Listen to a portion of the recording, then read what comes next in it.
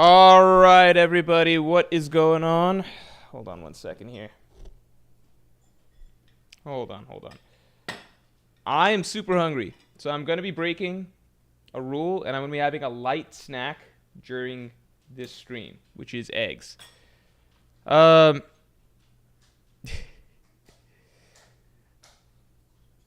yeah, so the reason we're doing a solo level, we're generally not going to be doing, first of all, here, let me set some rules. Hold on.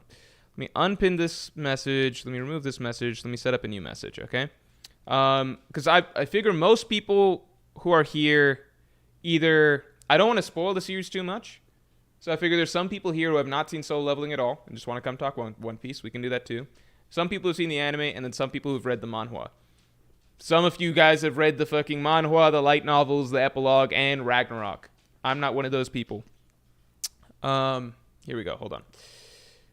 Let me just quickly do a poll just to get the vibe of how people are right now. Just so kind of I understand. Because what we can do is we can start with One Piece. We can do like a funnel system. So we can start with people who haven't read solo leveling or watched solo leveling at all. And then funnel towards people who have watched the anime. And then kind of close with people who've done the manhwa and everything. JWP, thanks to the 2. Morj speedran the manhwa lol. I'm telling you guys, that fucking it killed my product. I finished the manhwa. It really hurt my productivity for the week. Last week. Edward Nami says Morj refusing to add a single point to the total. I realized, you know what's funny? I think I can.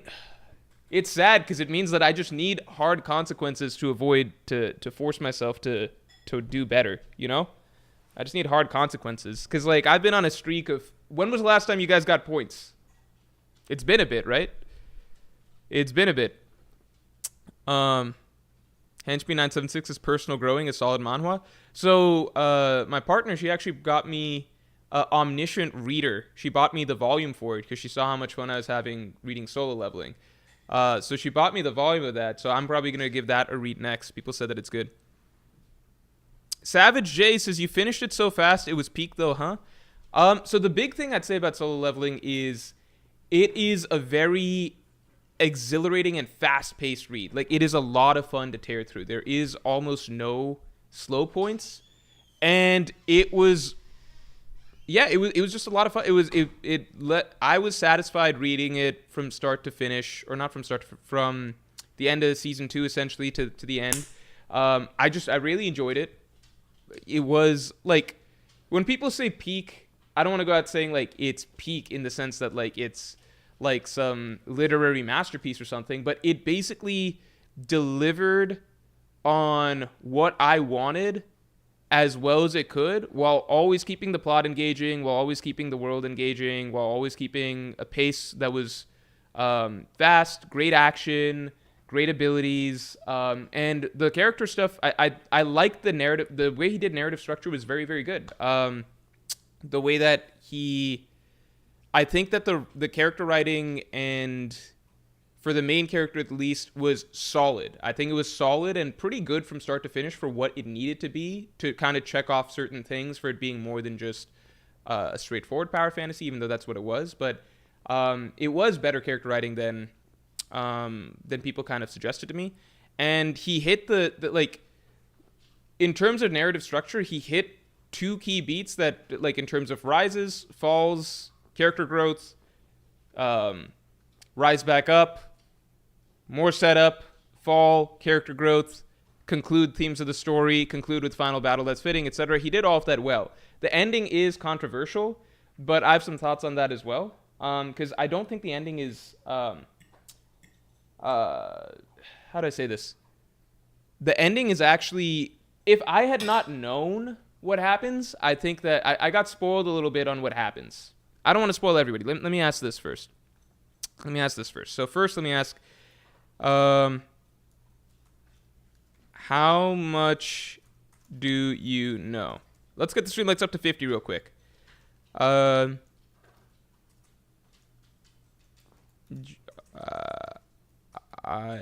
only here. Hold on. One Piece only. watch the anime.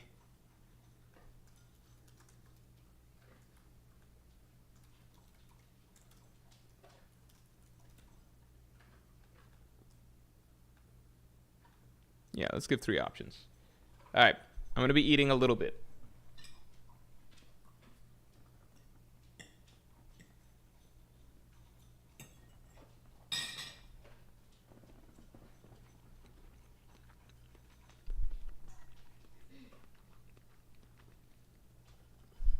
Oh, shit. All right, so 60 plus people actually know everything. All right, that's good to know. So we're going to try and do it like this. We're going to try and do a taper, okay? So, I'm going to keep it a little spoiler-free to start with, but I'll talk about the anime first. Here's the thing. If you're here, you're One Piece only. We can talk about One Piece briefly first, but we can keep moving on. So there's, how do I explain this? To me, this is going to be slightly spoilery, all right? And I'm not going to go into details till a little bit later in the stream. JWP, thanks to 2. Morj speedrun. Yeah, no, we already discussed this. Morj speedrun the manhwa. Yeah, I think I actually, between the manhwa and the anime, I think I enjoyed the manhwa more. I think this is what I've learned, because I've been between, like, what do I like better, reading or watching? It really depends. So some series, like Demon Slayer, I literally can't read. I think they're too bad for me to read. I read one chapter of Demon Slayer, and I realized that too much of my enjoyment of Demon Slayer comes from the production value, like the anime just elevating every scene to something that is far beyond what it was originally, okay? So, Solo Leveling's not that. Series that have really good manhwa, or really good original content versus the anime, even if the anime is really well done, which do I prefer? I think that when I'm reading something, reading something that I enjoy, I get more addicted and I have more difficulty putting it down. The reason being, Solo Leveling is very fast-paced in terms of anime. Like, very, very fast-paced anime. But even Solo Leveling, it will have, everything is moving at a set pace, right? So when you realize you're at a part that's going a little bit slow, or it's an episode that's, there's not going to be any crazy action or whatever, you're in there for 10, 15, 20 minutes or something at the pace that it is. With anything that you're reading, the pace is entirely controlled by you. So if you've gotten to a really interesting part and you're very invested in it, and then you hit a part that's like a little bit slower paced, you can tear through that a lot faster. You get to set, you just get to set the speed of what's happening. Like if you're really itching to get to the next exciting thing, it's in your control how fast you get to that next exciting thing, right? So because you're the one driving the car, whereas the anime, it's more so like you're on a bus, right? The bus is going to stop, start, move. You're going to get there at the time you're getting there. You're on a train, right? Like the things are scheduled out. When you're reading, it's like you're in a car. So you can speed up. If you don't like what the scenery is like, you can speed up a little to get through that part a little bit faster, right? So I think overall, the manhwa experience, I think I was even more... It also helps that episodes tend to have like clear starts and stops, right? Whereas chapters can kind of just start to flow together. So I think when I was watching the anime is really fucking good. But at the same time, like I was able to be responsible at points and be like, okay, it's pretty late now. I'm not going to click another episode. Whereas with the manhwa, I'd be like, you're just in the zone. You're just reading, flowing page after page after page, glancing at the clock. I'm like, okay, I have 10 more minutes. And then I glance at the clock again and like 20 minutes have passed, 30 minutes have passed, okay? I would say this, where I'm at now in terms of manga versus anime, or like manhwa versus anime, basically. I talk about manhwa like I read a bunch of manhwa. I've only read one. But reading versus anime, right? I think where I'm at now is basically, I think for overall experience, I'm always going to enjoy the reading more. I'm just going to be more immersed and more hooked. But for the good sections, like the scenes that really, really hit, or the action segments and stuff, I love anime for being able to disconnect, sit back, and just enjoy the visuals. I think it's for the passive entertainment and the cinematic entertainment and just like mindless enjoyment. I enjoy the anime. I enjoy anime, if anything, more. And that's kind of why I was looking for a really good action anime for a bit. I just want to be able to kick back, enjoy, maybe smoke, whatever. Just enjoy that. But then if I want to be really immersed and hooked on something and it kind of absorbs my life and my brain for a while, then I like reading. I think that's where I'm at right now.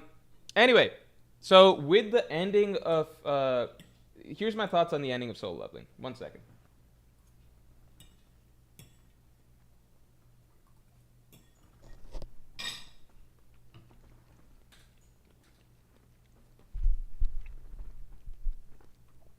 Artist's manhwa is like fast food though, easier to binge. Yeah, it is very hard to stop binging it. Like the days that I'd finished the anime and was reading the manhwa, it was very very hard to stop. It was very very hard to stop, and I just wanted to finish it. And also, it's not that long of a series.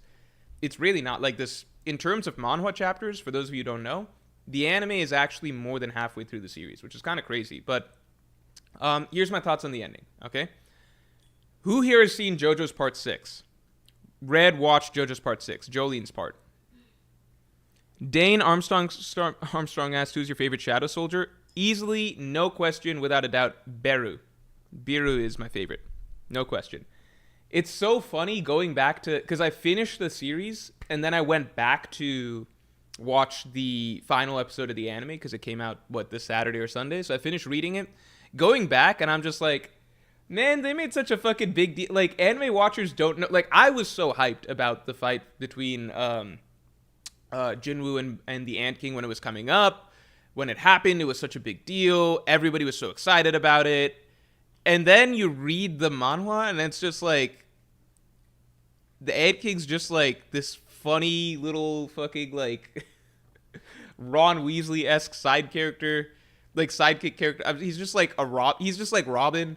I don't know, like, it's just so funny to think of him as, like, once having been built up as this crazy badass monster, like Meruem type threat or whatever. It's like, it's just fucking Beru. It's just a cute little guy.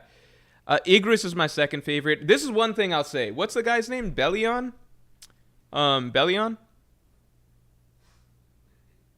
Hassan Kaiser says Solo Leveling, literally Sword Art Online, but better. Sword Art Online, I genuinely really, really disliked.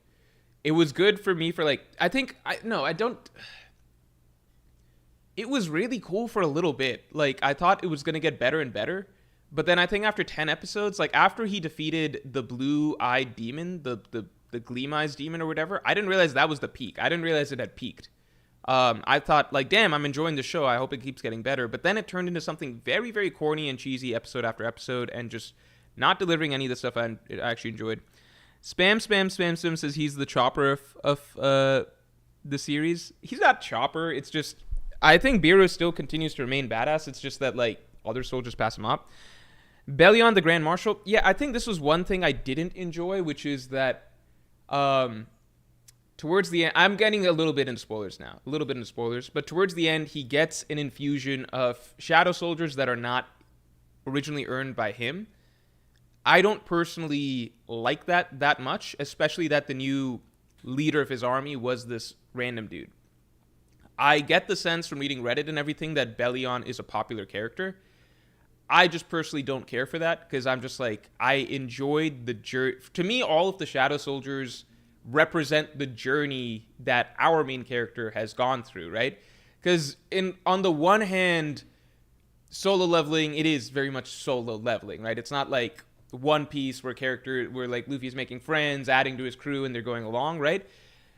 But this is like the introvert's version of that, in that Sung Jin-woo is building a crew through his experiences and everything like that. They're just mostly like his silent side companions, and they have bits of character here and there. And then Beru was a very refreshing addition to that group because he is more vocal and he has more personality and everything. So Sung Jin-woo, like on the one hand, it doesn't have like side characters that grow with him, but at the same time, it does, right?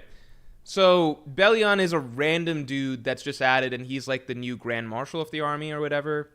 And it's like, okay, I'm not gonna like him just because he's really strong. I actually don't care that much that he's stronger than the rest. To me, that's not like interesting. I would rather see the characters that we've grown with continue to get stronger, right?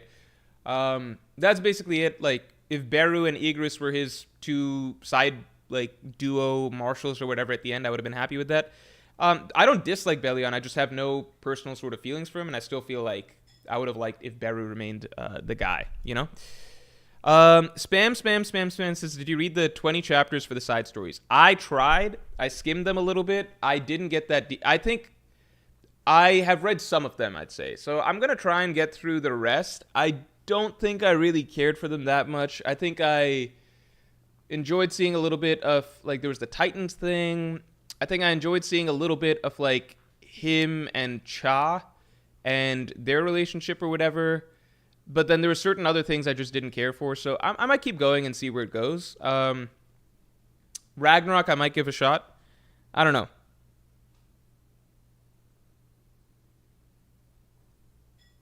Iron was the OG funny guy. Yeah, I don't know how people feel about Bellion.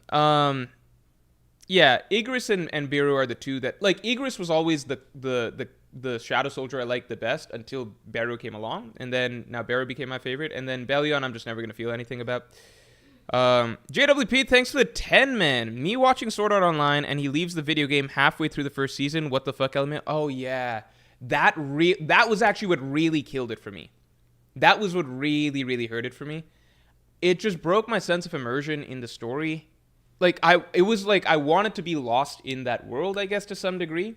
I was already kind of losing interest the further things went after into, like, it took a deep dive into the corny, cheesy route, like, very family route or whatever. But then after they kind of broke the illusion of the game and, like, I felt like everything was building to level 100 or whatever, but then we didn't really get, I don't know, I think just everything just ended in an anticlimactic way. And then I felt very uninterested in revisiting going back into the game once, like, the sense of immersion was broken and they went back to reality. That was one of my biggest things about solo leveling that I was worried about, by the way. That was one of the two biggest things that were turnoffs for me early on were, one, I didn't like the main character at the beginning. Did not realize that he was not the main character that we were actually going to get. It was just a much neutered version of who he actually was. That was one. And two, I didn't like that. I assumed that we were in a video game. I think from the very beginning, my assumption was that the story was taking place in a video game. Because, like, so much of it geared it towards that, right? Like, he's, like, everybody has a set rank, but he's now the player. I genuinely thought it was something like, okay, everybody else has, like, NPC-type traits or something like that.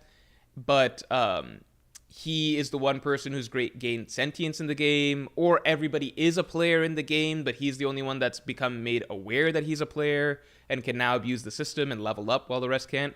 I really thought that was the case.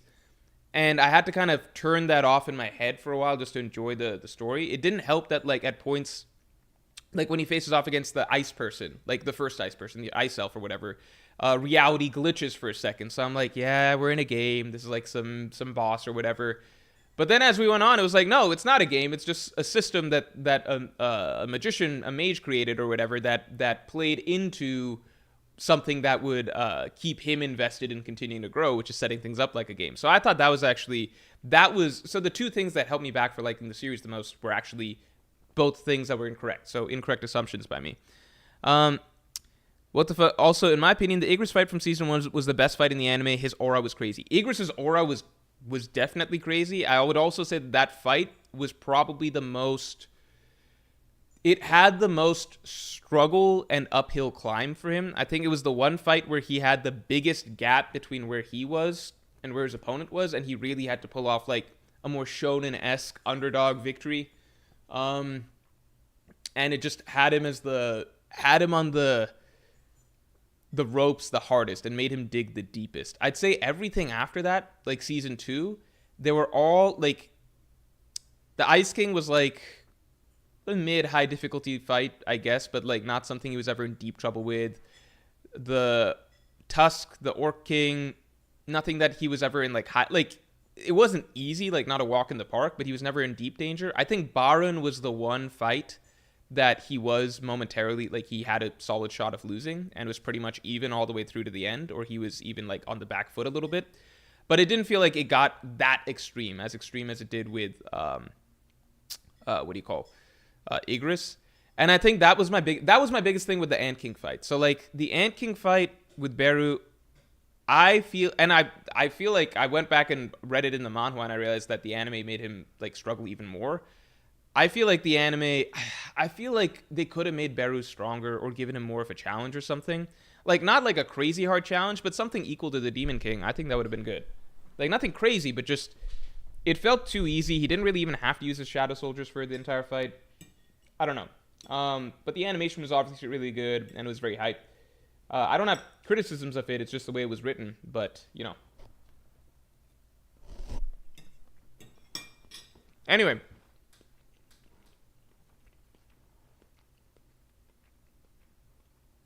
Henchme976 says, virtual reality stuff is always boring to me. I want stories to take place in real material worlds. Yeah, I agree. I'm with you there. Also, let's get me... let's get the stream to 50 likes. Better than One Piece by far? No, it's not better than... It's much more fast-paced and quickly engaging than One Piece. And it serves its... One Piece has deeper storytelling, for sure. But I can see why this caught fire in a way that One Piece would have a lot of difficulty catching fire early on. Anyway, as for the ending. So, I generally... When people say a story has a bad ending, I like being told about it somewhat early on, or being given hints as to what makes the ending bad early on. Because when I'm more prepared for a bad ending, I think endings are usually called bad for one of two reasons, okay? Either everything is very rushed and sloppy. So, for example, let's say Bleach 1,000 Year Blood War. Or the ending is divisive in terms of concept. I think, for example, Bleach or Naruto, their endings... I'd say Bleach is an example of an ending that was poorly received at the time because it was rushed and sloppy.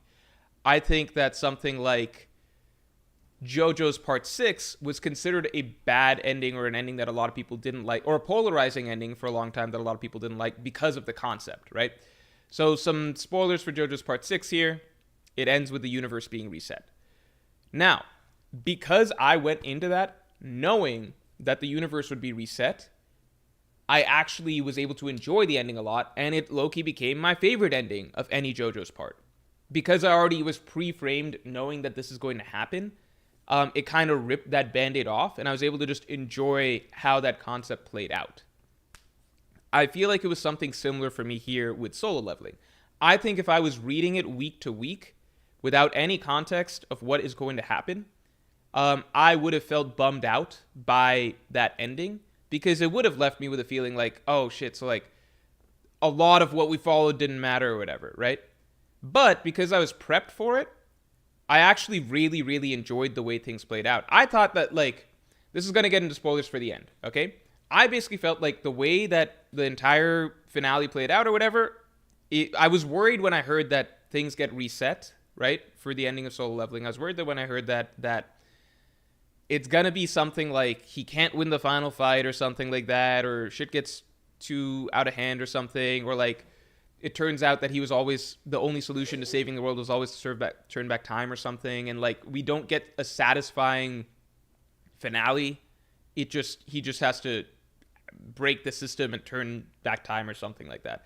Instead, I feel like the finale that we got was basically what I wanted, which was a huge epic showdown between him, strongest opponent or whatever. It's one where he wasn't too overpowered to just make it an easy fight. It wasn't like him versus Beru again. He actually was the underdog again finally in a significant fight. I guess he was against the Monarchs as well, but the previous Monarchs, but he became too strong by the end of it. But against Antares, it was a really, really big fight. He was still the underdog by the end.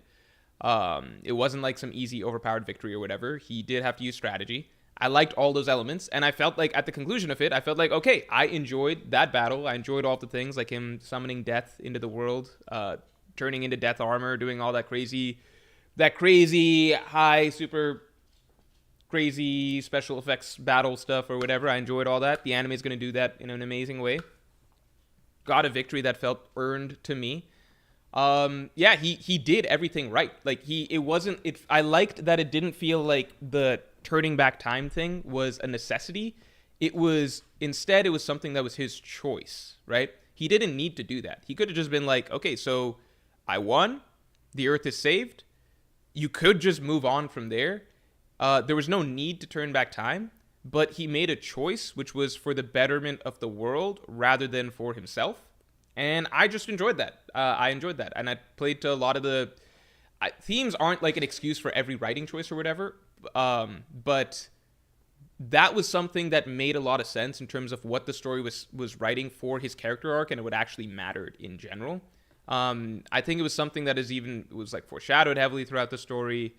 I thought it was just good for his character and actually gave it a little bit more depth at the end of it, and substance and meaning than just a generic, like, oh, at the end, Sung Jin-woo, person that saved the world, and everybody that's been sucking his dick for like the last 50 chapters, now they're all going to suck his dick like a million times harder. I like he did he lived out the power fantasy, hero of the world. He was already the hero of the world that everyone rallied behind, even before he defeated Antares. He defeats Antares. He does everything. And then he's like, okay, but now I'm going to throw away a lot of my fame and reputation, etc. Basically, he keeps his power. Everything stays. He keeps his powers. All of his fights against the monarchs still happen because they still remember that they happened, right? Like, they're higher level beings, so they still know that happened. He, in fact, goes back and kicks their ass again. So it's like nothing is really being erased. Like, all of his victories had meaning. All of his growth had meaning. And the relationships that did really matter to him, like with Cha, mom, sister, dad, etc., those he still gets to preserve. He just does them again or whatever. And then the world is saved, and he actually has to make a sacrifice in some sense, which is that, like, the biggest thing with him was that, like, for so long, he was the most respected, most, like, lowest on the totem pole or whatever. He gets all the way to the top of the totem pole. Everybody worships him. Everyone looks up to him or whatever. And then at the end, he's like, that's ultimately not why I'm doing this. That's not the most important thing.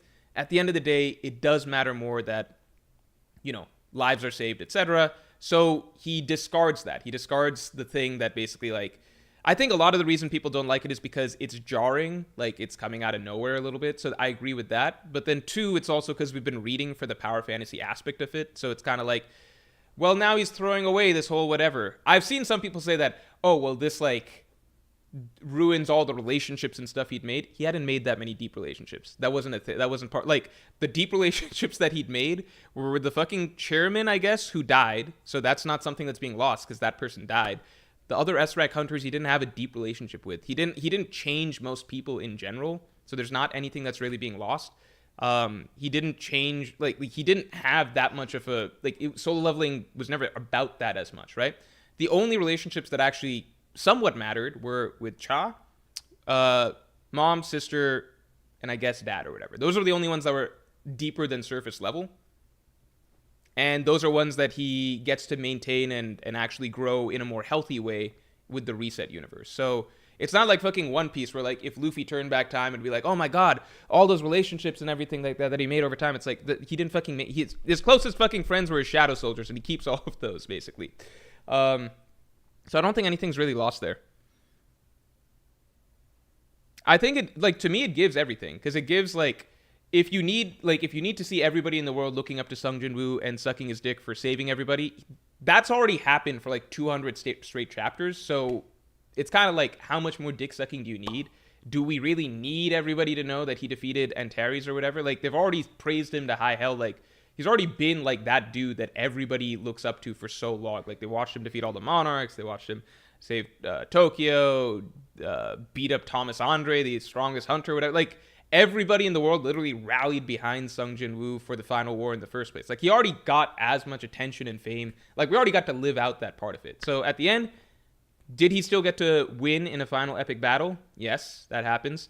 Does he still get to keep all of his powers and memories and everything like that? Yeah, he's still a god on this world. He's just decided to keep things more private, which I think is personally cool and actually fits his character really well. Does he do all the bad guys, him defeating them? Does that still stick? Yes, that all happened.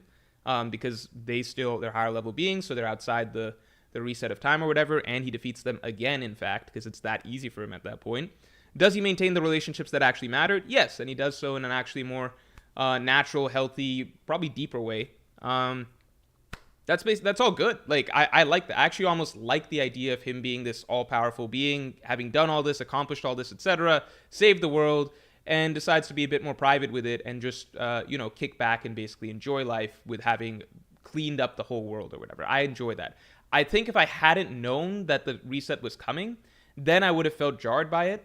But because I knew the reset was coming, I was really worried how things would go down. I was like, I'm probably not going to like the final fight if, like, it just involves time travel and shit like that. but everything played out really, really well. Literally, just so the reset came at a point, like, the fact that to me that the reset came after all the cool stuff had happened and like he'd done everything he needed to do, and it was just like a free choice that he made that he really didn't need to do but was just purely self-sacrificial. I thought that was good, and I thought that actually added a lot of meaning to the end of the story, whereas it could have just been a story that was just ends with him being the king of the world, yada yada yada, you know. So I enjoyed that. I think the big thing that's missing was emphasis on side characters, but that's not relevant to the resetting of the world, though. Party McFly, thanks for being a Pirate King tier member for 24 months. Oh, make sure to get your Pirate King podcast submissions in. Those are open right now. I will probably be recording that over the course of this week. In the next week, I'll be recording that. And yeah, so if you want to be a Pirate King tier member, you can join Pirate King tier. If you are a Pirate King tier member already, make sure to get your submissions in. I'll be recording my hour to hour and a half long podcast pretty soon. Ask me anything you want about One Piece, other anime, other manga, movies, TV, video games, NBA, real life, whatever you want to ask. I'll answer it very, very in depth in the podcast. Hey Morj, glad you enjoyed Soul Leveling. Do you see yourself trying other manhwa like Tower of God? I forgot about Tower of God. I might try that because people did talk that up a lot as well. Some people said it's got like world building that's as good as One Piece's, so I might give that a shot. My partner, she got me Omniscient Reader, so I'm gonna like the first volume, so I'm gonna read that next, I think, and give that a shot. JWP, thanks for the 10. Me watching Sword Art Online, and he leaves the... Oh, no, we covered this. Meek, thanks for the 2. How's your day been? It's been good. I think it's been a pretty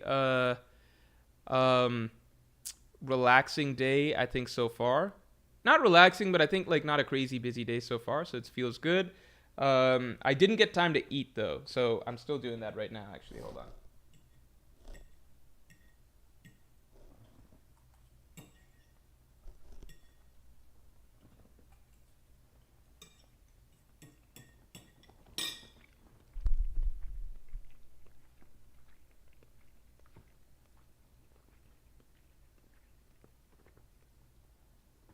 Dane Armstrong says Chairman Go's death was unsatisfying for me.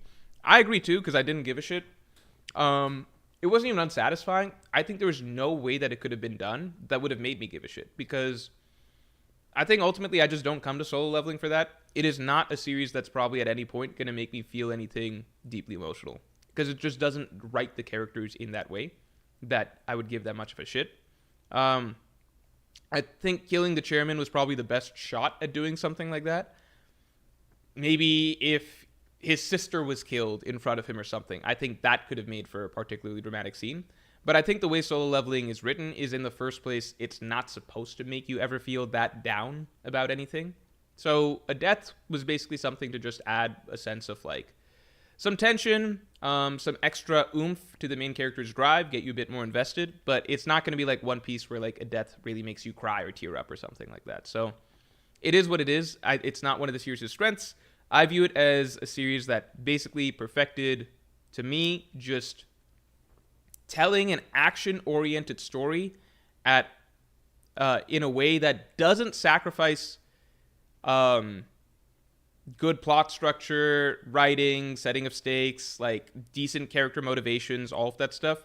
But at the same time, like, does that stuff just enough that it can keep things flowing really, really fast. You see what I'm saying? Like, there are some anime, manga, whatever, shonen stuff that I read where, like, I'm like, I could not give two fucks about, like, them trying to actually write some depth into these characters because they're not doing a good job and it's wasting time. I just want to get to the next action sequences. Solo Leveling just balances it really, really well. And it doesn't try to be something that it's not, but at the same time, it doesn't ever feel like shitty or lazy character writing where it's like, you know, I never feel like Sun Jin-woo's writing is, like, bad. It's never going to emotionally move me, but it's always, like, doing enough for the character that it's like, okay, he's growing, he's having blah, blah, blah, experiences, yada, yada. You see where he's coming from. You see the arc, the growth, yada, yada. But it's not trying to move me that much, and it's just moving things along to get to the next fight scene, which is good. Insatiable Hunger, thanks for the 5. I had fellas say that Biro versus Wu was greater than Meruem versus Netero. Like, are you serious? Biro is a boring, bland villain. Meruem held more respect/fear. Yeah, Biro is, like, Meruem had so much weight around. Like, Biro was cool because it felt like a little bit of a like a Meruem light type situation where like a being has just been born into the world that is basically far superior to anything else that exists. Obviously not. There's many more characters. There's other hunters that could have taken Beru most likely, but I'm saying for the context of the Korea-Japan battalion, right? So Beru was like that, but light, right? And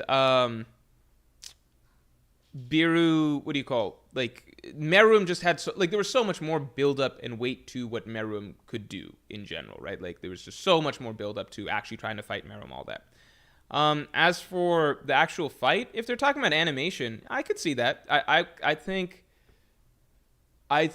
I have not often gone back to watch Meruem versus Netero. You know what's funny? Hunter x Hunter, for being a series that's like so much, like it's so praised in general for like its fights being so cerebral and tactical, etc.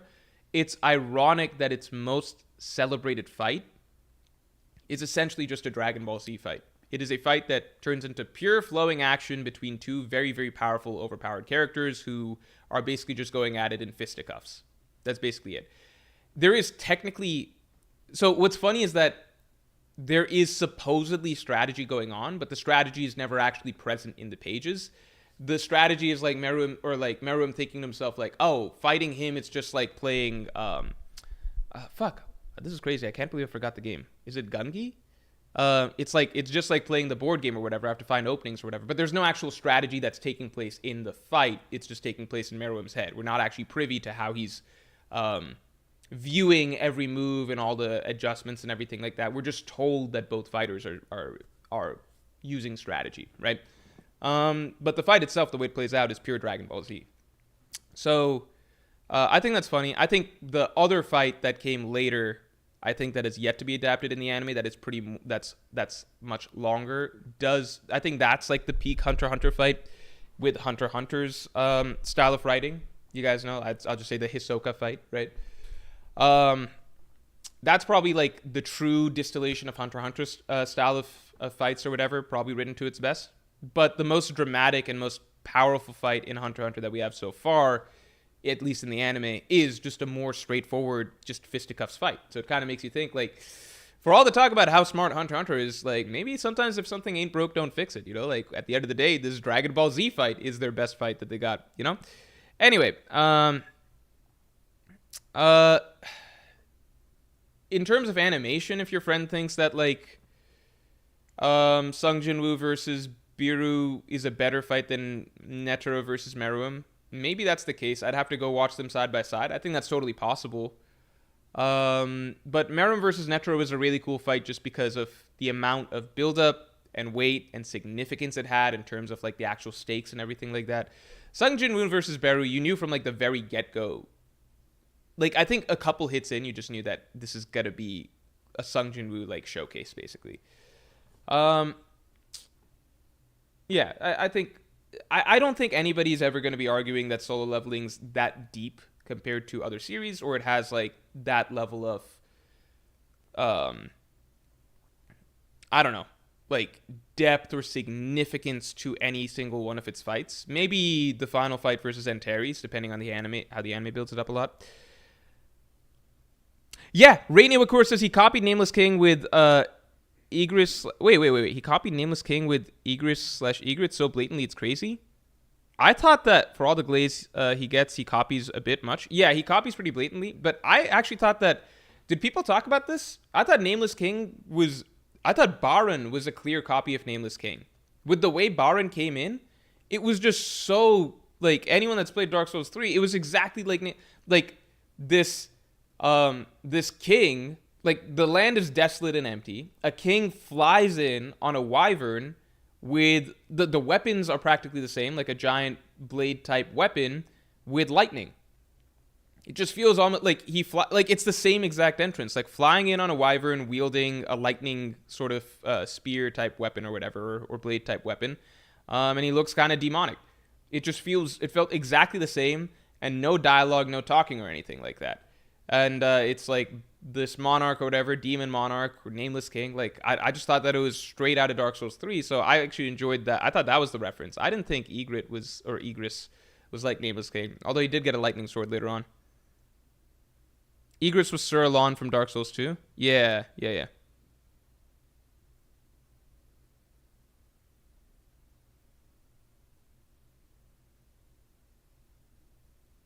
Yokai Gota says, nothing has to be super deep. I like Sakamoto Days, but I couldn't care for the premise of Solo. Like, at least Sakamoto has interesting characters and designs. Yeah, I gotta get back to reading Sakamoto Days. I gotta get back to reading that. I like stuff with powers. I know Sakamoto Days is pretty grounded, and it's more like grounded action and everything like that. I do like things with powers, and I think Solo Leveling, it's kind of cool because it just leans into everything that's fantasy and D&D and all that shit. Like World of Warcrafty, it's on the table for the world and the fights and everything like that.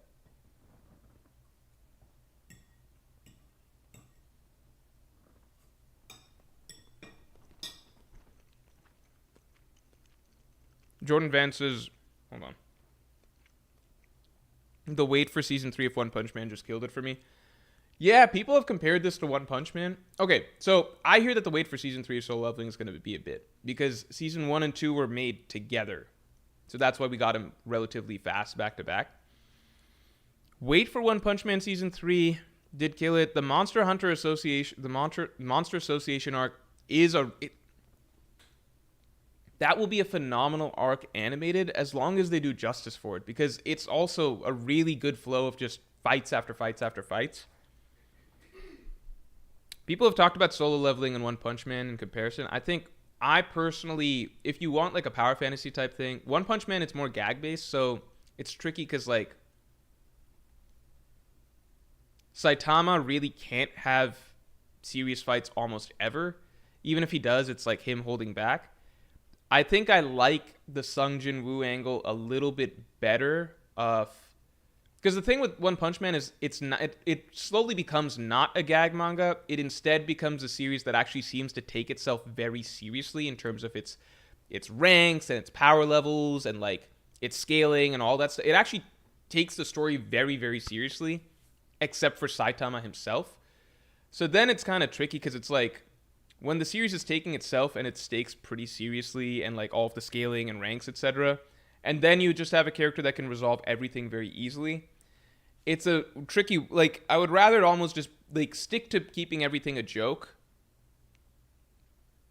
You know, like right now, like you got Flashy, if you're reading the manga, you got Flashy Flash and like Sonic or whatever, like chapter after chapter dealing with these ninjas and stuff, and it doesn't feel like these aren't joke chapters. This is all stuff that's actually happening and taking time and being used to like hype up Flashy Flash and Sonic and then hype up Blast and like all that. Like all of that stuff is legit. Like it's not just for jokes. Like they're actually putting a shit ton of time into that. It's just that, you know, at the end of the day there is a joke, which is that Saitama's stronger than all that, but it's like you play out the seriousness of it for so long, and it's kind of like how much like it stops being funny. I don't know. Like if you read like 50 chapters of like serious power scaling and like hyping this character and that character, and then it's like, well, then at the end those Saitama's going to come in and be stronger. It's like at a certain point that becomes tedious. I'm like, what am I reading it for? Am I reading it for jokes because the jokes don't come that often? We all already know what the joke is going to be, or am I reading it for like a serious action series? And if that's the case, then like it's a little underwhelming because we know that none of this really matters because the strongest character is just lurking around the corner. So One Punch Man, it's gotten weird for me. I do think the Monster Association arc will be really cool to see. Animated, as long as the animation is somewhat comparable to season 1 and not season 2. I think I enjoyed Solo Leveling better just because it does do that power fantasy style of like, well, Sung Jin Woo's just always going to be stronger than the characters he's surrounded with, but you still are leaning more so into how the rest of the, like, the scale still matters and the challenges still matter, and he's not just immediately the strongest. It's like he's gonna be the strongest and he can kind of take care of everything at the end of the day, but he's gonna struggle somewhat in spots, and he does have to get there. Like there's a climb that's happening. So I think I enjoy that. I think if One Punch Man stuck to just being comedy, I would feel differently. But because it's tried to get more serious and like actually leans into that stuff a lot, while still just having Saitama as a thing that just diffuses all of that and makes none of that matter, it's kind of tricky for me. However, what One Punch Man does do way better is side characters, right? So in that sense, it's like tricky because it's like, well, solo leveling's focus is not the side characters. It's literally called solo leveling. But the biggest flaw I'd say with the latter half, it's not the ending, it's not the time reset. The biggest flaw I'd say is that basically a threshold is crossed, right? Where in all of the first two seasons, we're somewhat getting to know in the background these other S rank hunters or whatever, right? The problem with solo leveling in terms of how it handles its side characters, and like people complain that, oh, the side characters stop being relevant, yada yada. The problem is that in every other, or pretty much all other anime manga universes, characters are able to grow and get stronger, right? Solo leveling, the one rule that is what makes the main character's journey interesting, is also the thing that kind of hurts the ability of side characters to remain relevant, which is that this is a universe where side characters can't get stronger.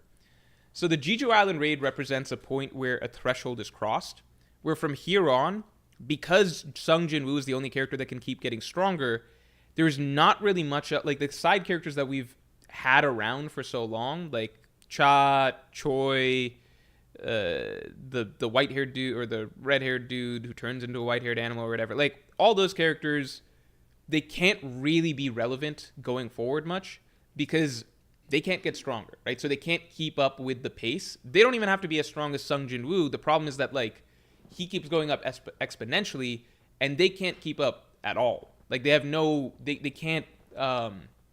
It's not like One Piece where Luffy gets stronger, and he's always going to be stronger than the Strats, but the Strats are also still growing, so they're going to be relevant in the sense that they can take out other characters while Luffy takes out the boss, right?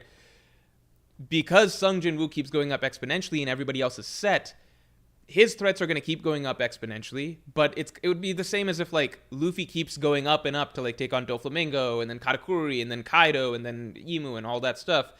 And the Strats are stuck at Enies Lobby level, like pre-time skip level. They just wouldn't have any relevance in the story. They can't. That's the big thing that kind of stops it, because, like, I've seen people say, like, oh, we wish that there was ways that the other like, why do we forget about these other hunters and everything like that? It's like, what the fuck? Like, there's nothing for them to do. Like, it gets to a point where, like, the Tokyo City thing is happening, and the city's flooded with giants, and I think it's, like, one S-rank hunter, like, it takes multiple S-rank hunters to beat a giant or something. I don't remember exactly, but it's basically, like, there's nothing, because characters can't get stronger, there's no sort of mechanism for any of these characters to remain relevant whatsoever, right? So then the flip side is, like, okay, so what would have to happen is, like, again, I say the Jeju Island raid is the threshold because, like, that is the last part in the story. Like, these are the characters that we've had for so long, these S-rank hunters, and even though Sung Jin-woo passes them at some point, they're able to remain relevant and still contribute to a conflict all the way up to the Jeju Island raid, right? That is the last moment that basically they can still contribute before things just go off the walls. And, like, Sung Jin-woo has already gapped them by quite a bit, but they're still able to do things in the context of that conflict, right? But from then on, he's just able to do so much more and so much more and so much more, and those ants are literally like ants at down the line in the story, right? So there's no mechanism to keep those characters that we've been building for the first two seasons relevant from here on. The solution would basically be, like, either allow them to get buffs through that American woman, or now start focusing more on the new characters as we shift into the international field. Like, Thomas Andre, second favorite character in the story, and he's introduced in the second half. Thomas Andre was even able to be somewhat relevant all the way up to the final battle. He just got off-screened, but it would have been cool to see him helping fight that Monarch along with the Shadow Army, the Iron Monarch or the Steel Monarch. So that would have been... So I think that time-wise, we could have spent some more time with Thomas Andre getting to do things. But Thomas, Liu Zhegang, the National Hunters, I think they're the ones that we could have maybe... They could have become the new focus a little bit in the second half. And maybe fucking give Cha, like, a boost through what's-her-face, the American woman. I think that's the way to kind of fix the side characters being irrelevant part. Because solo leveling just always had that built in as a problem. And I think that's why a lot of people find, like I saw from Reddit discussions, people like the Jeju Island raid the most, because it felt like the perfect merging of, like, all right, this is the first time that Sung Jin-woo really comes out of the shadows and basically shows that he has become the strongest, thereby kind of completing, at least strongest in Korea, thereby kind of completing his story from the beginning of, like, being the weakest, right? passing up all the S rank hunters, but at the same time, it delivers on giving all these S rank hunters that we've been building the story around conflict to solve and ways to contribute and kind of get to check off the boxes of getting to see them in action and getting to see them like have a role in the story that's impactful. So like you get to see the crowning of Sung Jin Woo and also everybody else getting the spotlight as well in some way. So that's the perfect storm of everything. From then on, these other guys are not relevant, and it's just Sung Jin Woo getting stronger and stronger. So like for that to continue to have stakes, a lot of times the stakes come from getting to see the side characters try to do something and fail, but then Sung Jin Woo getting to do it and succeed. And once he's just too far past everybody, that doesn't work. So getting the National Hunters more involved, allowing them to get in on some of the conflicts or something, I think that would have helped more for the second half.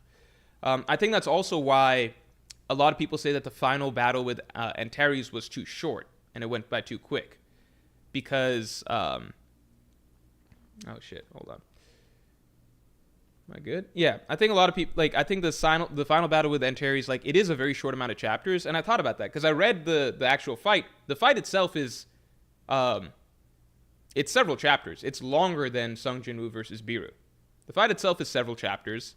His lead up to actually getting him to the right battlefield and fighting him is several chapters. The thing that's missing that would have extended that whole thing is just more time and focus for side characters to do things, right? So the Jeju Island raid is so long because it's not just about Sung Jin Woo coming in to fight Biru at the end. The Jeju Island raid is very long because so much more time is spent focusing on all the side characters setting up for the raid, meeting the Japanese hunters, executing this mission, getting everything in place. Then you're seeing the S-rank hunters getting to do their thing, all of that stuff. And then Biru shows up, and then Sung Jin Woo shows up to defeat Biru, right? So that's all that. But once you've reached the point in the story where like everybody else is essentially just pure fodder, and Sung Jin Woo is the only relevant character, then yeah, you can have everybody set up their forces or whatever to take on the oncoming army, but they have nothing to do. So because they have nothing to do, it's just forces being set up to fight the army, forces that you know are going to be ineffective. The only dude that can still somewhat do something is fucking Thomas Andre, right? So then the battle starts. There's no point in showing the fodder just dying to the monsters. So all you can really cut to is like Sung Jin Woo doing his thing. And that's why that segment of the story, even though if you actually took the look at the amount of time that his involvement of the plot is, it's much longer than the Jeju Island raid. Like he has a more extended conflict trying to figure out how to defeat Antares, but the conflict as a whole feels shorter because he's the only focus. That's the main thing that makes the final battle feel rushed. Because I was confused. I was like, why do people say this feels rushed? This was a long final battle. Like, it took a lot of steps for him to get Antares into place, execute his plan, isolate him, then several chapters to defeat him, more than other battles in the past. But it's just like, okay, it makes sense because the amount of side character buildup and side character focus and looking at them and seeing how they're struggling with the raid or the battle first before Antares shows up, that's not a thing. So yeah, I think those are things that the anime can fix. Just make the National Hunters more relevant. Maybe give some buffs to like, because there is a method, like there's an upgrader in the story. Maybe give some buffs to the S-rank hunters that we know. And just give us a fight with them against a dragon or something, even if it's fucking meaningless or something. Just do something. Insatiable Hunger, thanks for the 5. Oh no, we covered this. JWP, thanks for the 5. That's why Garo is by far the best One Punch Man character. Not spoiling, lol. Garo, I gotta be honest, I never liked Garo. He always irritated the shit out of me because I thought his philosophy was kind of whatever. Yeah, I don't think I like Garo that much. I think it didn't help that, like, I read the webcomic first, and in that it felt like there was a lot of buildup just for Garo to be about as strong as Boros or something like that, which I thought was kind of boring. In the manga, without too many spoilers, it's not the same. I think most would say that he is definitely stronger than Boros in the manga. But at the same time, I was just sick of his character and how back and forth his character seemed to be in terms of like what they're trying to do with it. I don't know. I'm sorry, JWP, but that's just how I feel. Garo just annoyed the fuck out of me.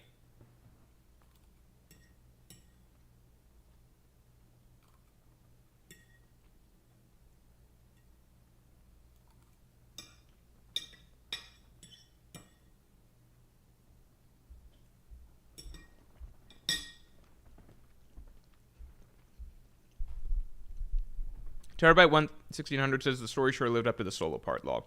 Yeah, I think that's just the inherent problem when you say that people's abilities are set, because it's good for a long period of time, but hard for delivering on the period of time that like it once the main character's past everybody, then nobody else can keep up. You know.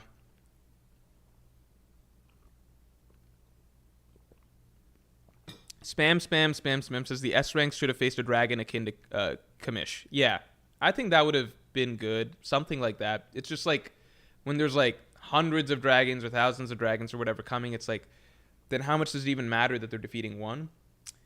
If there was a way to write it so that there's like some specific relevance to being able to defeat this particular dragon or something like that, that would have helped. Because ultimately, even if you show them all, like, when it gets to a point that like you've got just so many foot soldiers of the enemy that are each individually too strong for like the strongest side characters, then it's like, well, what the fuck do they even do, you know?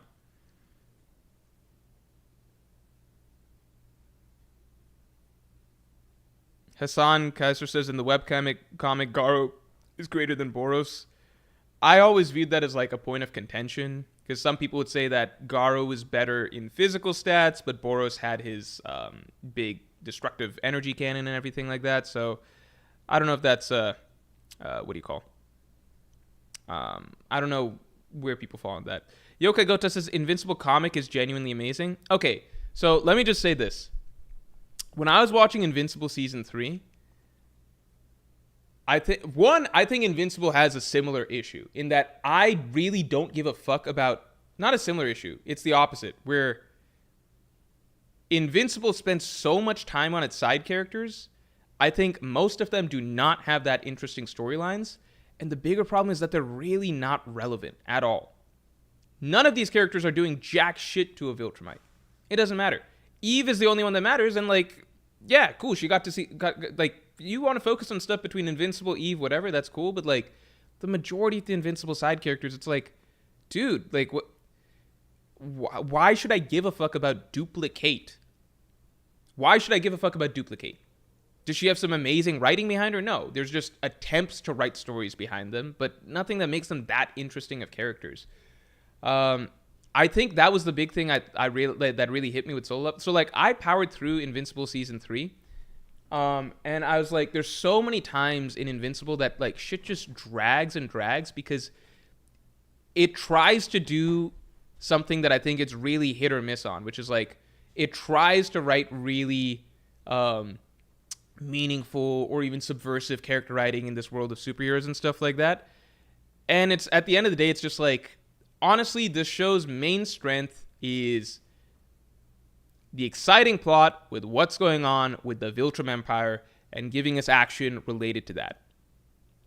When you're fucking writing, like, if you give me like 2 hours of runtime, probably fucking season 2, how much runtime was related to the revelation that fucking Donald was a reincarnated robot? Who the fuck cares that Donald is a like, this character that nobody even fucking knew the name of? We keep seeing him like have this side story where he's like, what's going on? What's the truth? And you think that there's some interesting truth, and then you find out it's like, oh, I'm like a robot. And then he like cries or something. It's like, why do I care about this character? Why do I care that he's having an existential crisis? What deep philosophy is this show bringing up regarding the idea of like reincarnation through this character? Like, what the fuck is the point? But that's what Invincible does for so many of its fucking side characters. But I powered through season 3 because I was like, I'm enjoying this show because it's giving me what I want once in a while, which is like, it's progressing the plot of the thing that I'm actually interested in, which is the whole Viltrumite war. And it's giving me some good action along the way once in a while with Invincible himself, right? And his fights. So I was like, okay, so my feelings on Invincible at the end, it's like a hit or miss show or whatever, but like I enjoy it for what it is. Then I watched Solo Leveling and I was like, oh my god, this is everything I actually wanted from Invincible. You have a hero who's way stronger than all of the other fucking side characters, but you actually commit to that and focus on the plotline that's actually interesting through him. And just give me action after action and interesting plot development after interesting plot development. Don't fucking waste your time spending like 50 minutes going through some backstory on fucking Choi and why Choi feels, I don't know, some kind of way that like he's, I don't know, having some existential crisis about some shit that doesn't fucking matter because he doesn't fucking matter as a character. I think watching Solo Leveling made me realize why I was so fucking frustrated watching Invincible sometimes. Anyway. Continuing on. Tenrya also says Season 2 elevated Donald as a character. No, because I think that just giving characters more fucking screen time and more of a story doesn't necessarily elevate them as a character. It can actually negatively skew your perceptions of that character. Donald was so fucking boring and such a lukewarm, shallow fucking plotline that so much time was spent on to not actually reveal anything deep, nothing emotionally moving. I don't know who the fuck cried finding out Donald's revelation that he's fucking Donald's a robot or whatever. All it did was make me actually fucking remember his name, but in a negative connotation, in that I don't like this dude and how much time was wasted on him. And guess what? None of it fucking matters. You think Donald's really fucking significant in Season 3? No, he's not. It was a fucking waste of time. You think he's gonna be really fucking big deal in like the future of Invincible? Probably fucking not. Like, it's trying to do character things for the sake of doing character things, which is often not as good. It's just focusing on what actually makes the story tick and what is captivating. All right, we got a guest. We got Keenan coming through. What the hell? Keenan, you in chat right now?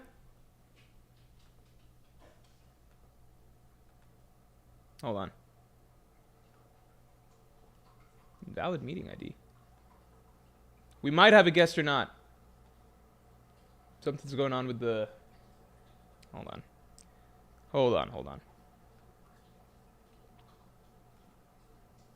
Seeing something that says invalid meeting ID. Let me see if... Let me just try doing something else.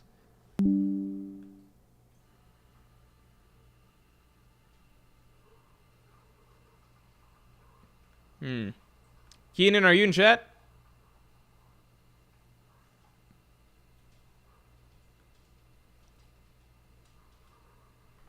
Let me try starting this one more time.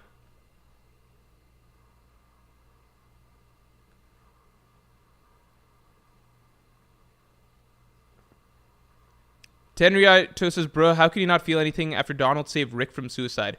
Because Rick is a meaningless character too. What the fuck? These are... Invincible side characters are just generally so ass. What was the name of the shrinking girl too? Rex was a good character. I think Rex was a good character. The show is not filled with Rexes, though. It's not. Black Samson. The Immortal. How the fuck are we supposed to feel about the Immortal? Like, Invincible's character, it's just so fucking... The side characters are such time filler, time waster. Like, it's almost never that deep with them. They just talk in a way that it's supposed to sound really deep. Like, oh my god, can you believe that I deal with this thing? And it's like... You're so irrelevant to this story in general. I don't even know what to say. Hassan Kaser says, Invincible, just watch for fun. Yeah, that's the thing. That's what I'm trying to explain, which is that, like, for me, when I'm watching Invincible, I'm mostly just watching for fun. But the fun is bogged down by, like, so many things that are just, like, irritating side stories that aren't that fucking good. Like, irritating side stories, irritating side characters that aren't that fucking good. Everyone speaks in this sort of, like, way as though every, like, little tragic problem that they have is like the deepest thing in the world or whatever. So it's bogged, like the fun parts feel like they're bogged down by things that are like mediocre writing, right? But I was like, well, I'm just watching it for fun. But then I watched Solo Leveling and I was like, no, wait, this is actually what I want. This is like if I was getting to watch a show like Invincible, but I cut out all of that other shit. I don't have to follow like 2 hours of Donald finding out that he's a robot. I don't have to follow that, you know?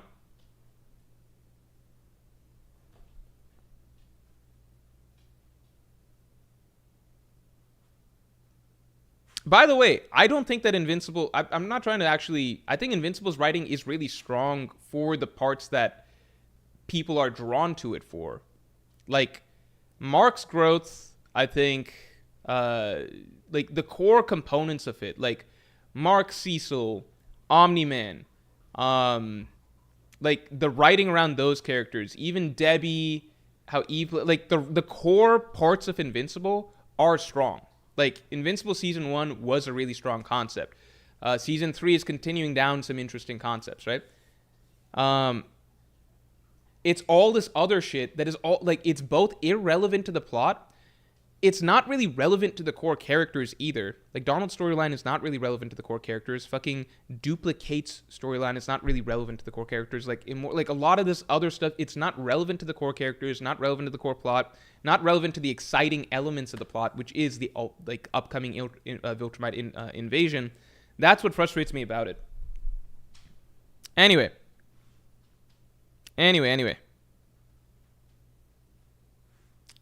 Tenryuito says, Soul Leveling manhwa went downhill with season 2. Jinwoo became too strong too fast. I think people that, like, I think because I enjoyed the manhwa more than the anime, it's a different feeling because, like, I feel like, I bet if you read the manhwa all the way through from start to finish, you would feel probably the drop in quality, I suppose, more.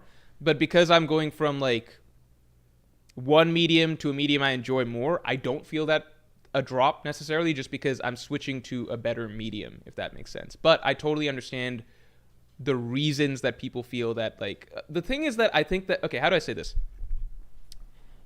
I think the thing that's positive to me about the way Solo Leveling falls off, one, I don't think it really falls off. I think that the biggest thing I was worried about was the controversial ending with the reset, but I don't think that, and I think that ending's actually pretty good with the way things played out. I think that the good thing about Solo Leveling is that with season 2, the issues that it has are actually very, very fixable. And from what I've been reading from people's comments or whatever, the anime has already been doing a lot of changes. So the fixes are very, very simple because all that really needs to be changed is like a bit more focus on side characters. Nothing crazy, but keep them relevant somehow. Because what makes Jinwoo coming through and, like, saving things and, like, defeating everybody exciting is, like, things have stakes because of how it affects other characters, right? Him coming through to save the day has stakes because of how everything else is set up before he comes in. So spend more time on that stuff, and I think it's all good. Spend more time with the National Hunters, keep the world alive a little bit more. And that's it. There's not a lot more that needs to be done. Because if you look at it, and I'm just going to point out the points, right? There are 3 parts that come up. This is spoilers now. Spoiler territory now. All right? Also, let's get the stream likes up to 100. Spoiler territory now. The 3 points from here on in the story that have Jinwoo actually struggle and experience something are against the Architect. So that's number 1. And that's a good seat. That's a good fight, hard-pressed fight. It opens up him learning about his past but not understanding it, right? Or Ashbourne's past but not understanding it. Then the fight with the Monarchs, which I think could have taken more setup, more build-up, played out longer and everything like that. But that is a breaking point. He literally dies during that fight. And that's kind of his whole character story coming full circle. The themes of his storyline coming full circle. Accepting who he is and the choices, the weight of choice. Like, that's a large part of the themes of Solo Leveling, which is great power, great responsibility. What is the choice that you want to make with your power, etc., which was kind of the running storyline of everything through the like post Ant King and everything like that. And he revives basically as that dude, now ready to do what needs to be done or whatever. Okay, so the author has the key points, and it's a perfect resolution to what was set up with the Architect thing. So the author has, like, a clear vision of how everything is supposed to play out. And what are the key sort of low points for Jinwoo's character where he struggles, suffers some sort of defeat or something like that, and then has to rise back up, right? So those things are set up. Those are really strong moments. And then the final battle with Antares, I think that's a good fight. I think that's a really, really epic fight. I think the thing that's missing is just more build up to it, in the sense that we had stopped focusing on the other hunters. How are they perceiving the lead up to this big battle? How is the world organizing around it? I think that could have all... The same way we had the level of build up to the Jeju Island raid, I think we need that. It was too Jinwoo focused for that section of it. So get the world more involved, find them things to do. Just use the world more in the build up to the Antares battle. But I thought the Antares battle was fittingly difficult. I thought it was fittingly epic. I thought the scale got really, really high. I liked the idea that he finally harnesses the power of death and everything at the end of it. Like, that was his final sort of power-up or awakening. I thought that's fitting with his character and everything that he's had to deal with since he was the weakest hunter and everything like that. And I thought Antares was I thought he was a great final villain. I thought he's the best villain of the show. So I think the only things that really need the flow of the arcs is all good. The actual narrative structure and narrative beats are all good. What happens with Jinwoo's character is all good, and all the necessary beats are hit. The themes are all good. Character stuff is all good. The only things that are missing are basically use the world more to help develop stakes and keep giving impact to Jinwoo's actions, basically. That's the biggest thing that's missing. Use side characters more. Use the national hunters more so that you feel like the world is fleshed out and we understand everything. That just keeps up the stakes. That's the thing that sort of starts to slip when it becomes too main character focused. Because it's kind of like, it's like Luffy, right? Like if you're just walking from Luffy fight to Luffy fight of like, okay, Luffy fights Doflamingo, then Luffy fights Katakuri, then Luffy fights Kaido. Like that's not what's interesting. What's interesting is like there's so much story buildup in Dressrosa of like the people that are suffering, the other characters that are struggling, yada yada, before Luffy takes on Doflamingo, right? Same with Alabasta, same with Wano, right? Like there's so much buildup before Luffy takes on Kaido and just defeats the big bad for everybody. That's what you kind of need a little bit more. That was what was so good about the Jeju Island raid. Do that more. That's fine. Like, and then I think solo leveling's good. I think that the author, one of the things I always worry about is when authors don't have a clear vision for the ending of the story. You can see every single narrative beat, and it checks off this, which sets up this, which sets up this, which was clearly planned from a long time ago, and it leads to this resolution, which perfectly rounds out all of the ideas of the story, the direction everything was heading, all the foreshadowing that was there, checks off all the boxes. There's no loose ends left. All good. Again, only loose ends come down to some of the world and side characters themselves. National level hunters, shit like that. Everything else, it actually is really tight. I like that. Bro, Mr. Seismic got me heated, so annoying. I think his name is Doc Seismic, actually, but I think that says something. Also, that fucking dude, Angstrom Levy, I fucking hate that villain. Just never feels strong at all to me. I thought the Invincibles that he brought with him were a great idea to add some hype. But I was fucking rolling my eyes. Do you guys remember before the Conquest is what really made Season 3 great. The conclusion, phenomenal fight. But with Angstrom Levy, he shows up, and get this. The secret weapon that he's been developing to take out Invincible, it's literally like little metal pebbles. Do you guys remember this? Who remembers this? The final fight is happening between Invincible and Angstrom Levy, and Angstrom is like so fucking prepared. And he's like really prepped and everything like that.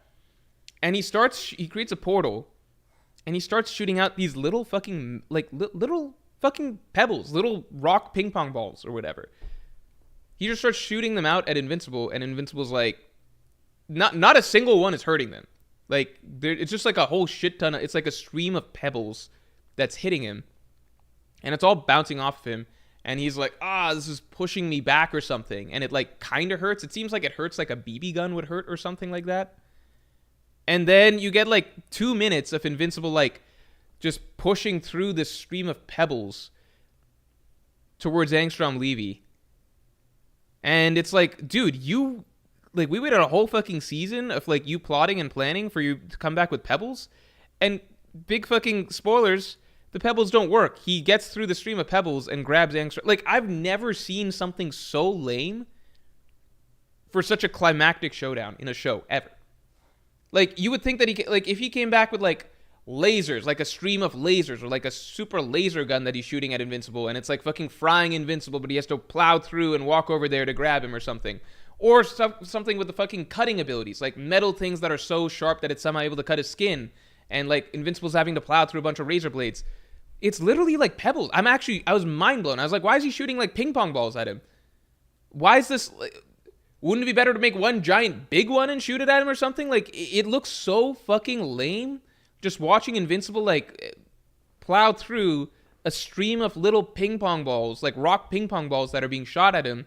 And it takes like a fucking 2-minute time span for him to get through it. And it's just like, this isn't like an energy beam. It's not like cutting abilities. It's not like fire. It's nothing. It's like fucking Doc Seismic had more cool shit than this. Angstrom Levy went, planned for a full season, came back with little mini pebbles that, surprise, surprise, Invincible walked through with like minor fucking bruises. I was mind blown. I was like, what is this shit? And then Conquest showed up, so it was all okay. But that's 2 times that Angstrom Levy has been fucking disappointing as fuck as a villain. Anyway, Jordan Vance, he's not strong. He's just very tricky to fight, so he could just strand you anywhere. Yeah, but I wish he would use that ability more. Instead, he, like, comes back with, like, weird-ass plans on how to... The pebble thing just really threw me. I was like, you opened a dimension to a bunch of these little pebbles that are flying at Invincible that aren't going to do jack shit, and you can teleport away at any time, but he still doesn't. Like, there's so much more he could do. Like, again, stranding Invincible on that wasteland. That was effective or whatever, but that only happened because Invincible thought he actually killed him or whatever. I don't know. Jolly Joseph says, wait, this is an Invincible stream. I don't know. It's not an Invincible stream. It's a soul leveling stream. I want to try more manhwa now. I think Omniscient Reader is just going to be next. I do think that... is Keenan in chat, by the way? Is Keenan in chat? I think I just got on Invincible because it was the thing that I was watching before solo leveling. And I was watching it to get basic... Like, solo leveling basically gave me everything that I'd kind of wanted from Invincible. So I realized that that was something that was frustrating me about Invincible. That, like, I felt like I had to watch so much bullshit just to get to some good bits, like moving the plot and action and characters I actually cared about forward. Whereas, like, solo leveling was basically exactly what I wanted to watch Invincible for, but just condensed and, like, more exciting. Lookism. So people have said that.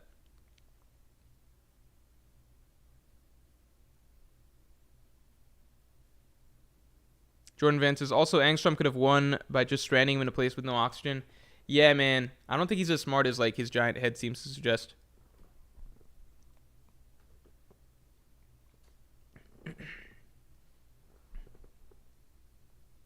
What's lookism? Let's see.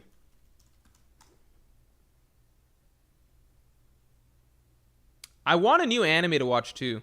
If I enjoyed solo leveling, what's an anime I would also watch?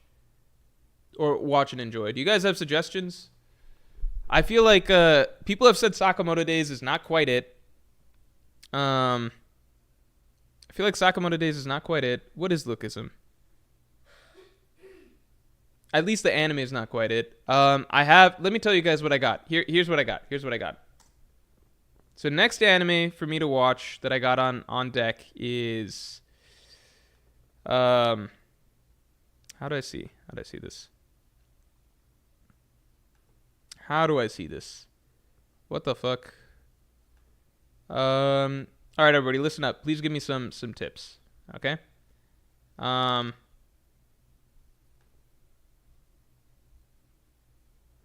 Okay, so I'm still waiting on Bleach, 1,000 Year Blood War to come back. I'm waiting on Fire Force to come back. I'm done with Fate. I'm not interested in it.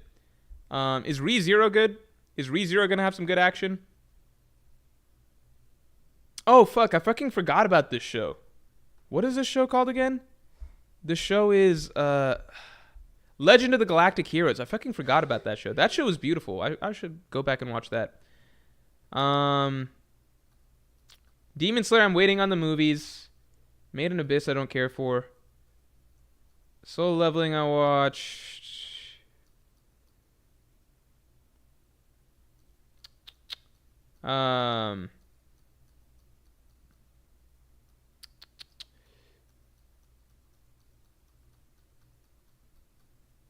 Okay, so I got some options. I got 86. I got Cyberpunk Edgerunners. I might watch that with my girlfriend. Dore Hetero. Golden Kamui. What's going to give me some good action fast? Kaiju number 8. What's just going to give me some good action? What's going to be like I turn my brain off and watch? That's what I need again. Mob Psycho is what I watched before this. Did I watch Mob Psycho first or Invincible first? I think I watched Mob Psycho and then Invincible. Season 3. Yeah, Pluto. This is what I got. Right now. So what should I be watching? Someone tell me.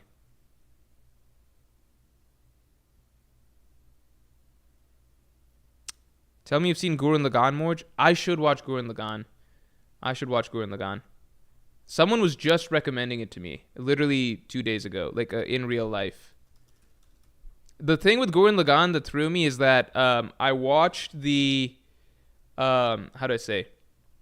I watched the first episode And the first episode has them like underground somewhere, and then they drill out, and I didn't find that engaging. They drill out, and I was like, I don't know. I'm not a big mech person, but the person that I was speaking to is also not a big mech person. He was recommending that. JWP, thanks for the 5, man. Just watch Gurren Lagann, bruh. 27 episodes, top 5 anime all time. Insane you haven't seen it. And yeah, ReZero is good, but not for the action. Good, but not for the action. Okay, good to know. Good to know. What was that other one you guys were telling me to watch? You guys told me to watch a few. Just want some action. Kaiju number 8 is what you need. Tenryu Naito says, are you asking for current anime suggestions or all time? I feel like Edge Runners and Kaiju, that seems good. I feel like probably more current is good just because I've gotten accustomed to the quality of animation that comes with more modern anime, if that makes sense. I know that the storytelling of older anime can obviously still be great, like One Piece is from 1997, right? Legend of Galactic Heroes, I love that for the storytelling, at least as far as I got through it.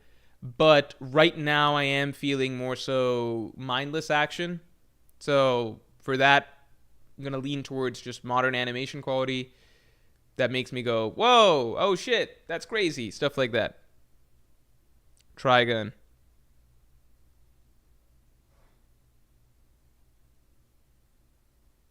Jordan Vance says, so we going to talk about your Colin bashing in your One Piece review vid? He's a kid, Morj. Shame. He is not a kid. We've been through this. We've proven it scientifically. Arcane. Oh, fuck. Yeah, I should watch Arcane. Andrew Anami says, Morj wants some jingling keys. Yeah, at the moment, I want some jingling keys. That's all I need. Kaiju number 8. Cyberpunk Edge Runners has better emotion/story. Okay, so maybe Kaiju number 8 will be what I watch next anime-wise.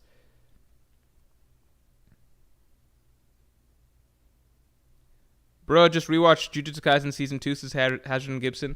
The thing is with Jujutsu Kaisen Season 2, one, I've rewatched several of those episodes. Two, with Jujutsu Kaisen Season 2, how do I say this? It's pretty depressing. It's pretty depressing.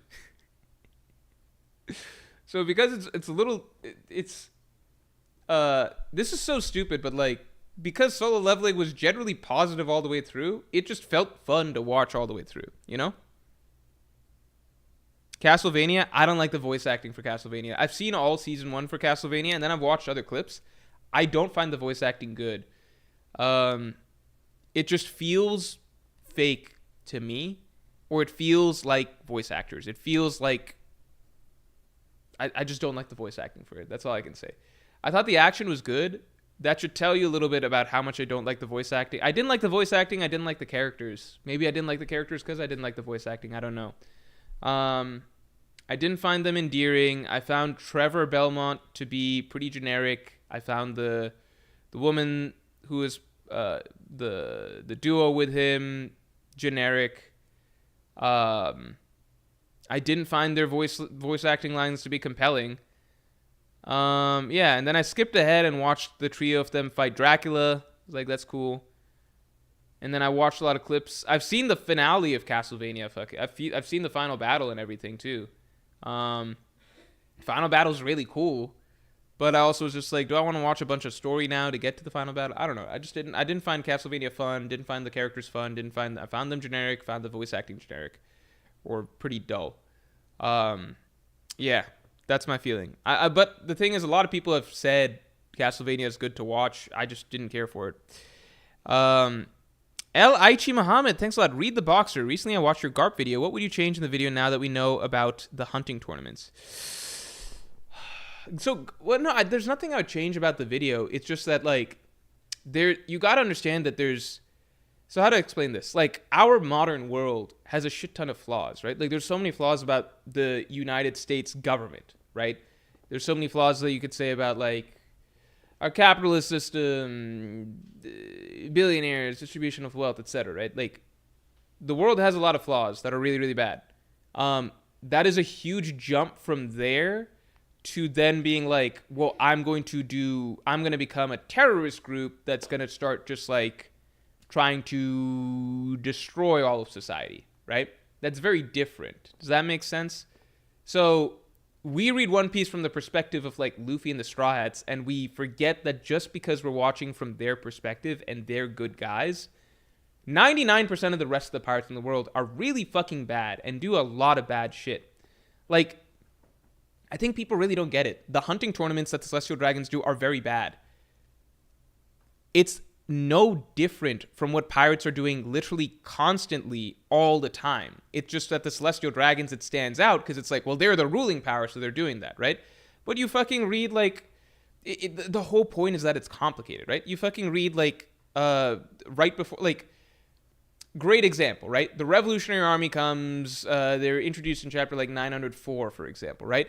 In that chapter, we have a village, it's Lulusia Kingdom. Lulusia Kingdom is left abandoned because they can't pay Celestial Gold. So what happens? Pinkbeard and his crew fucking rampages and pillages the entire island and fucking is gonna kill, rape, whatever everybody there to take all their money and kill everybody, right? You leave the Big Mom pirates alone, they'll fucking rampage through countries. Kaido's crews are literally known as calamities because they go through and destroy entire countries, right? Like, do you forget what they did to Zoe? Do you forget, like, what the Big Mom pirates would do to Fishman Island? Like, the hunting parties that the Celestial Dragons do, that is what makes it so bad, is because it's essentially what pirates are doing every single day on all islands that are not under Celestial Dragon control throughout the world, right? Ohara incidents happen all the time by pirates, right? What stands out to us so much and enrages us so much about the world government and the Celestial Dragons is that they pretend to be good. They pretend to be the just ruling power that protects everybody from evil pirates, right? But they also do these evil things that are just less frequent and in smaller doses and more concentrated, but they're arguably more cruel, right?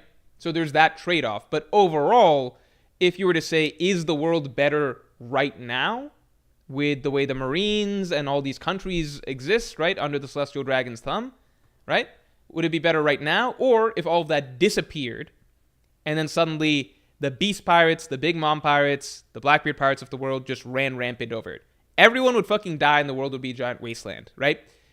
Essentially, the conflict that is set up in One Piece is the lesser of two evils is essentially what is being defined as justice right now. Because pirates exist, and pirates would just turn islands into absolute wastelands, etc., right? Not nice, friendly pirates like the red-haired pirates or the white-beard pirates. Real pirates like the bad ones that do the bad shit, right? That's why countries see, like, society seems to be more stable and normal under the world government. It's like Alabasta is ruled by the world government, and it's not bad. It's like a good kingdom, you know, like most of these kingdoms, like Lulusia Kingdom, would they rather be under the marine protection and have to pay Celestial Gold, or would they rather be raped and pillaged, etc., by all these pirates? They'd rather pay the Celestial Gold, right? But because the world government has this protection racket going on, they have the excuse to do these really, really evil things, like take slaves for themselves, or like just genocide individual countries when they so choose. That doesn't change the fact that the world is still objectively better underneath them and is more stable underneath the Marines world government than it would be if the Marines and world government just ceased to exist and pirates just ran rampage over the world, right? That has been made very, very clear and very unambiguously, obviously, to be worse than if Marines ran these islands, right? The idea is that the world shouldn't have to be choosing between the lesser of two evils. You shouldn't be holding protection as like a sort of racket, right? There's a better world that can be created where, no, people shouldn't have to worry about like pirates destroying their lives and their livelihoods and everything, but you shouldn't have to fucking bend the knee and do whatever Celestial Dragons and the world government say in order to avoid that, right? So that's the direction that the story is heading. But no, if Garp was like, you know what? Let me actually help the Whitebeard Pirates destroy Marineford, that would cause so much worse for the world, right? It would literally destroy the world. It would destroy the world. Like, if pirates could just run rampaging all over the world, like that Pinkbeard little scenario that happened, right? That Pinkbeard scenario that happened in Lulusia, if the Marines are gone, that happens to every single island on the planet, which is objectively worse than if the Marines existed to protect people. That's the problem that people like Garp and Sengoku have to deal with, which is like, ultimately the Marines are making the world a better place technically, but they're not actually making the world a good place because at the core of it, they're being led by evil people as well. That's it. Evil people who are worse than pirates, but have it in their best interest to try and make the world seem better than if pirates took over, because that's how they basically maintain their illusion of a utopia. Does that make sense? Anyway. Jordan Vance says there are more good Marines than there are good pirates. Yeah, exactly. Like, if we're being straight up, like, most Marines in One Piece seem to join because they think they're doing the right thing, right? If you wanted to say a ratio, maybe like 50% of Marines are good, 50% of Marines are evil. If you want to go by pirates, like, I don't know, 1% of pirates are good and the rest are really evil.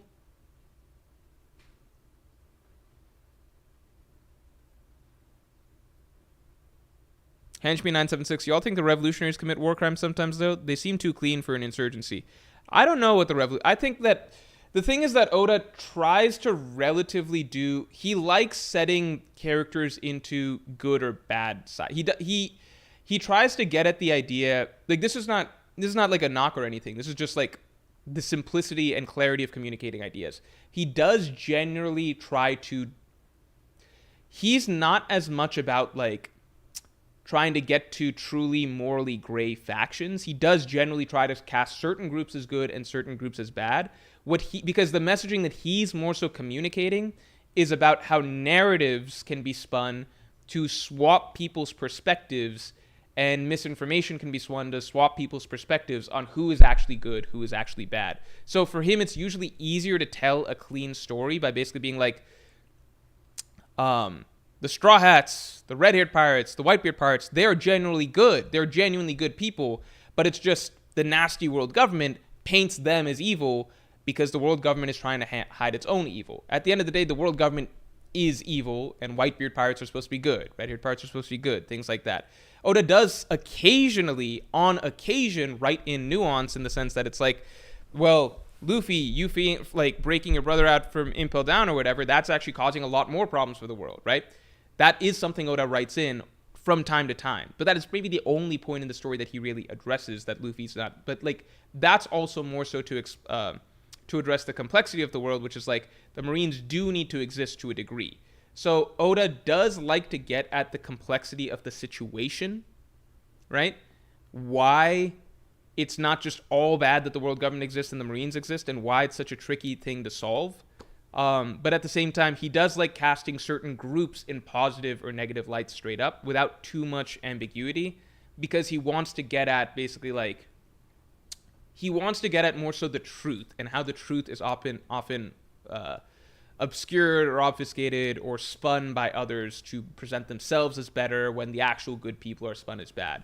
So I don't think the revolutionaries are going to be portrayed as a group that turns out to be actually really morally messy or something like that. I think they are genuinely like Kuma is all good. I think Sabo is generally supposed to be portrayed as a good character. Koala is supposed to be portrayed as a good character. I think that the revolutionaries are generally supposed to be portrayed as good characters, and the idea is that the nasty celestial dragons, who are the true evils, they try to portray the celestial or the revolutionaries as terrorists, as evil people, etc. So it's supposed to play more so at the idea of like who's actually good, who's actually evil. Just because somebody's being called a terrorist, they could also be viewed as a freedom fighter if you actually look at the truth. That's the idea more so. I think that gets obscured a bit more when Oda's like, if Oda goes the route of like, oh, well, the revolutionaries are also actually really bad. I don't think that's the route he's trying to go. What's the boxer? What is the boxer? Boxer manhwa. What other manhwa have anime? Is it God of High School? Ender says how about that Keenan call-in?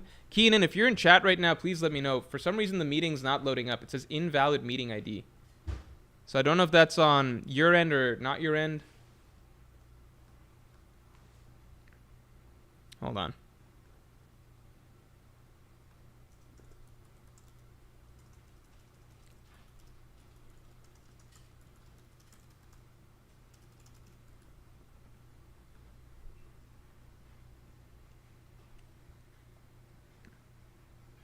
I've heard God of High School's anime is a little ass, so I've heard that Stormy. Also, let's get the stream likes up to 100 real quick, because we're almost there. Tower of God has an anime? Is it good?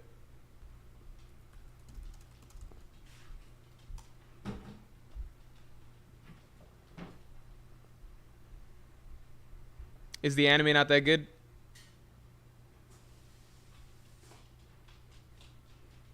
I'm looking at the art style right now. I don't know how I feel about that.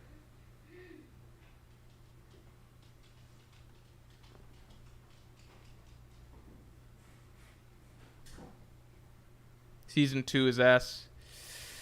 Maybe I won't try that. God of High School is pure action. 12 episodes. It's fun. So what's funny is I actually tried to read God of Action not God of Action, God of High School way back when. Like I was in high school, I think, when I was reading God of High School. Maybe early college. But I tried to read it. I didn't like it. It was confusing to me. It was just like a bunch of kids dropped into like a tournament type thing, and then they were like fighting. And I didn't get far. So like what's the show like? Is the show finished? Is the action good?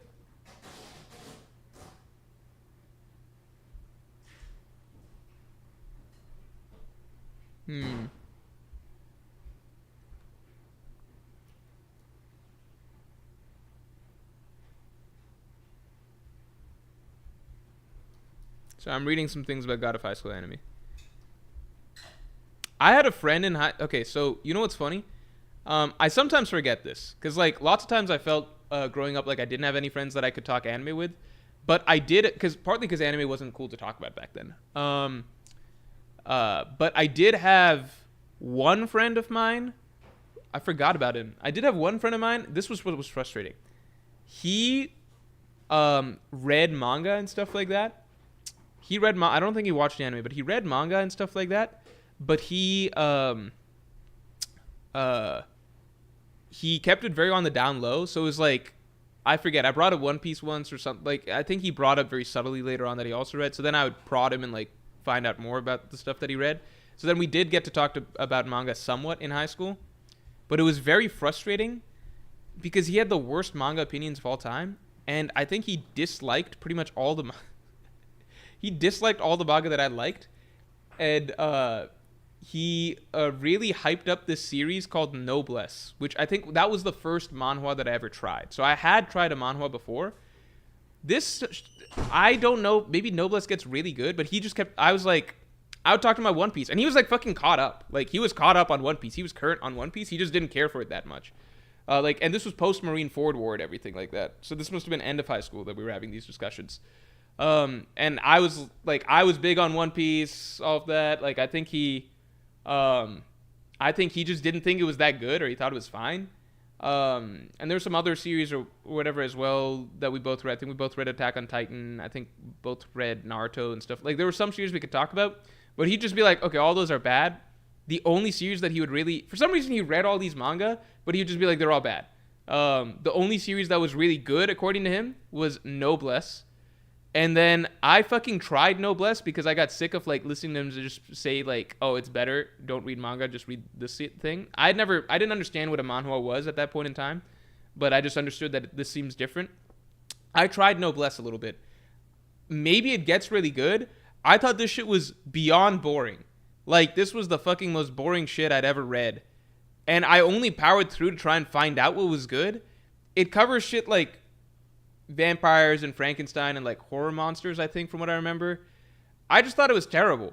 I don't know. Does it get good? That was the first manhwa I tried, and I think that probably in my mind, I don't think I realized it was a manhwa at the time. I just realized it was something different and weird. Didn't like it.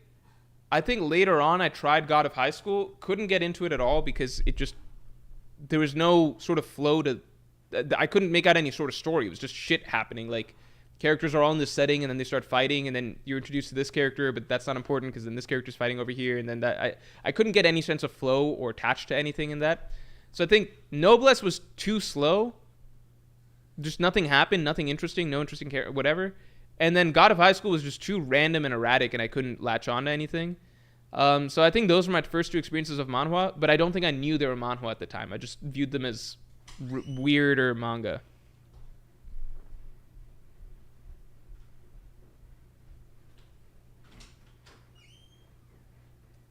Son of Morj says, I read Solo Leveling and thought there couldn't be a... why did this freeze?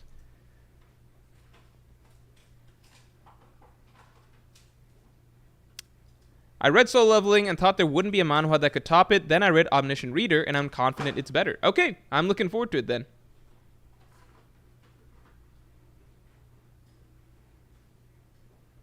Matlis says, just got in. Solo Leveling is good, but absolutely hyped just because it's a fantasy of power. Yeah, I agree. I mean, that's what it, but it doesn't try to hide that. It's just on the box. That's what it is. It is what it is, but I think it hits the right balance of like making him struggle enough and making it interesting enough plot wise and moving things along that it's fun. It's fun to get into it. I don't think it like. I also think that the ending, by the way, is interesting because it's an ending that I think gets criticized precisely because it tries to do something a little bit deeper than just being a power fantasy. But I think then people secretly also just want it to just straight up be that. So it's like, but you can have both. I don't know. Jin was just fucking Ichigo just a Gary Stew? I don't think Ichigo's a Gary Stew. I mean, Ichigo does just get all of his abilities just straight up handed him down the line. But Ichigo's like a frustrating character to me to some degree just because he's just so fucking one note past a point. I think Jinwoo is a significantly better character than Ichigo. There's actually some fucking internal thought that goes on in his head and like choices and decision making and yada yada. And I think actually reason to be invested in a story beyond just Ichigo's just like Ichigo's just, I think his primary emotion is just like angry and I'll protect everything, which just gets kind of dull for me. Like Ichigo, what's funny though is that Ichigo used to be my favorite shonen main character by far. I think during middle school days, like because he would just have the most badass moments. Like Ichigo arriving to save everybody at Soul Society just felt so badass. It just felt like, yeah, I guess power fantasy fulfillment or whatever. And Ichigo's more serious and like stoic and rips off cool lines and stuff like that. And then after a bit, it's just like, you know exactly what you're going to get with Ichigo every single time, copy paste. He just stops being an engaging, like it just becomes fucking boring for me seeing Ichigo go through the same thing over and over past a certain point. In terms of any growth, power-ups, yada yada. He even hits the same beats arc after arc in terms of like the same exact point that he's gonna get his ass kicked, go through training, how far the results of his training are gonna get him, the point that he then needs a new thing of training, and then he gets his big, like, watch this. Ichigo, it's so fucking, it's the exact same shit. It's literally the exact same, like, so, Ichigo, Soul Society, right? Soul Society arc Ichigo, right? Starts with characters showing up from another world, right? We're meeting the new villains. So Byakuya and Renji show up. They completely demolish him, kick his ass, give him a beating, make him realize that he's weak. They leave. Ichigo resolves to go get stronger, fight them. He trains and masters his first, or he trains and gets down his first ability, which is his Shikai. All right. Then he goes to fight them, and he has a series of progressive fights. Okay. Series of progressive fights are first Ikkaku, which is like a flex for his Shikai. Then Renji, which is pushing his Shikai to the limits. And then finally Kenpachi, which basically forces him to kind of, his Shikai is not quite enough, so he has to start awakening his next level of power, basically. After Kenpachi, he tries to take on Byakuya, but he's not ready yet, so he needs to go do another round of training. He gets his final power-up, which is Bankai, and then he gets to come back. This time he's all powered up, all badass, all ready to go, beats Byakuya, right? Smooth. Next arc, same fucking thing. Begins with, this time, Grimmjow and Yukiura basically showing up. Kick his ass. He realizes he's weak. Trains, gets his next ability, which is the Hollow Mask. Goes, has 3 fights. Dondorini, the Privarona Spada, where he gets to flex his mask for the first time. Grimmjow, where he uses his mask to his full ability. Yukiura, right? Yukiura maxes out his mask, has to start kind of awakening his next ability, gets semi to the next power-up, which is the full mask ability or whatever, right? Then he's kind of done growing. He goes up against Aizen, but not ready. Now he needs to take a step aside, do his final training, get his like full fused Bankai form, shows up, takes on Aizen, kicks his ass, smooth. Like, it's literally the same, it's the same progression. Ass kicking, training 1, get the full stretch of the training across 3 fights till the final fight where it's not quite enough, so you kind of get halfway step to the next power-up or whatever. Then you lose against the villain, you go do your second training, come back fully formed, you get the really badass heroic entrance, full max power or whatever, you beat the villain, right? It happens the same exact progression twice in a row. 1,000-Year Blood War, interestingly enough, doesn't do that. It does something somewhat similar, gets his ass kicked, does a training, but it actually, this time, he gets his power-ups, but he skips getting the fights with his power-up. He actually just loses again to the villain, which is weird and less satisfying. But 1,000-Year Blood War is more fun because it basically avoids focusing on Ichigo as much and instead like gives you more fun fights for the side characters. So even though Ichigo's storyline is like less engaging because it's like he did all that training just to get his ass kicked again, at least in the previous times, like once he gets his Hollow Mask, he gets a few good uses out of his Hollow Mask before whatever. Once he gets his Shikai in Soul Society arc, he gets a few good fights with his Shikai before he needs to go Bankai. This time he just fucking loses. Shows up, loses to Askin, gonna lose to fucking Yuhabak, and then I don't know if he's gonna get another training, probably not, or anything like that. Maybe Anne will make some change or whatever, but the flow for Ichigo is way worse for 1,000-Year Blood War. At least the other 2 times it was repetitive, but I guess it worked to some degree. But 1,000-Year Blood War, you get more other side character stuff, so it's more enjoyable. Anyway. Tenryu Naito says Ichigo remains misunderstood, sad. I think the defense that Ichigo is misunderstood is just like, fine, maybe he's misunderstood, but you can be misunderstood and boring. How about that? Like, I could still say, like, even if you want to say that there's depth to his character that people are missing, that's fine. But in terms of at least the lines of dialogue the character has, the expressions he shows, the range of emotions that he has, it's all pretty, that stuff doesn't really change, right? What he's actually portraying on scene, the repetitiveness of like the same lines of dialogue that he says to this villain, is to this villain, is to this villain. Same feelings he has in this fight scene, to this fight scene, to this fight scene. It's, that stuff can be the same. You can say, well, you're misunderstanding the depth behind it all. That's fine. But it's not going to change that basically he says, I'm going to protect insert blank a lot throughout the fucking story.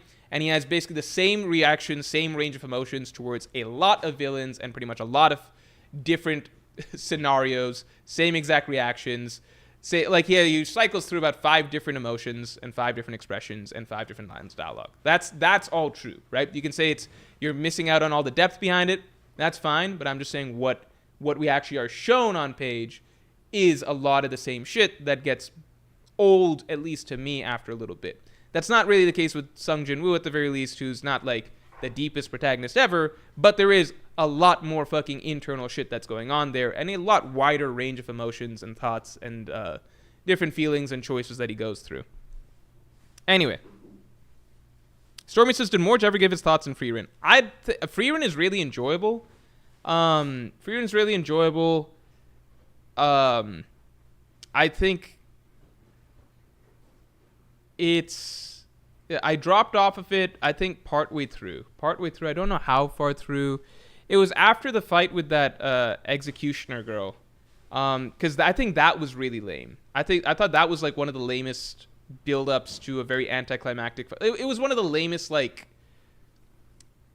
most dragged out things for like a reveal of, like, I thought the whole interaction with the demons and like how she uses her power level to lie to demons the same way that demons lie to humans, I thought that was just like the most basic, obvious, boring concept ever that they spent like 2 episodes dragging out. And then that all led to the big reveal that like my power level is actually higher than yours and I've been hiding it, which was obvious from the very beginning. And it's like, we've seen this a million times before, and going back to fucking Dragon Ball Z. I just think that they tried to say that like they're trying to spin it as having a lot more depth or impact, but instead it was just like very cliche and boring and trying to make a bigger deal out of it than it was. It's not a bit like, it was pretty fucking straightforward. So that made me kind of follow Frieren a little bit, because I was like, well, that seemed like an interesting story setup or little story mini arc at first, but then it turned out to be very boring and lame and cliche. And then I think there was a bit of a pause. I was still going to keep with it, but there was a bit of a pause in the storytelling afterwards. Like they're traveling through the snow or whatever. And I was down to keep going to see like where the rest of this goes, but I think I just took a little bit of a break from it and then get back in. Quiet says it gets really good in the last few episodes. Yeah, that's the thing. I'm sorry. That sounded too negative on Frieren. I think I was just really disappointed by that little bit of it because I did really enjoy Frieren in general outside of that. And I thought it has...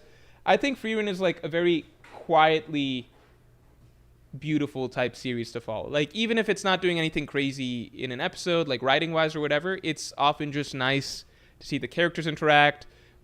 The feel of the story is very soft and gentle and kind of like...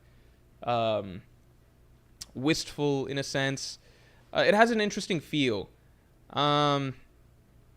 Yeah, just the way they're traveling through the world. It has an interesting feel, and I think that's a really, really enjoyable part of Frieren. I think maybe that's what disappointed me a little bit, which is like when we got to a part that actually involved like a more typical sort of showdown. Like, okay, well now we're actually entering an arc that has, you know, a set of bad guys. You got a boss and you got some subordinates, and we're gonna do sort of matchups and everything like that. The way it went about that was just so shitty and lame. No, the fights actually, the subordinates fights were really good. The witches fight and the guys fight, that was really good. It was Frieren's big reveal of like, demons lie, but I lie with my power level or whatever, my mana level. It's just like, is this supposed to be like deep? Is this supposed to be mind-blowing? Is it supposed to be a big reveal? What is this supposed to be? Like, I don't get it. So I thought that was kind of dumb.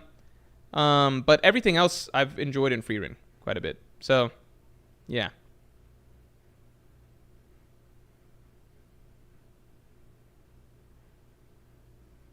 Yeah, it was just a Vegeta. What does the scouter say about his power level? And I think it tried to add some depth to it, but it wasn't deep. So it's like it was just dragged out, basically. And also, at least those power level reveals, normally, they lead to a good fight. I think that was the first time I've ever seen the power level reveal end the fight, which is just not interesting to me.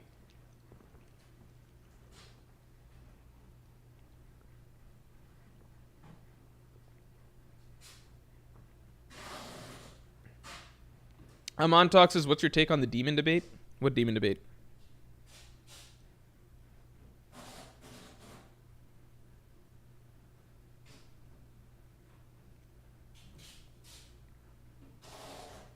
The whole shonen fans can never understand mob are annoying. I don't think Frieren's that deep of a series. Like it's got some nice ideas, and it's a more softly told story, and it does a lot. It's more subtle in its storytelling and the way things progress. And that's nice, but idea-wise, it's not that deep.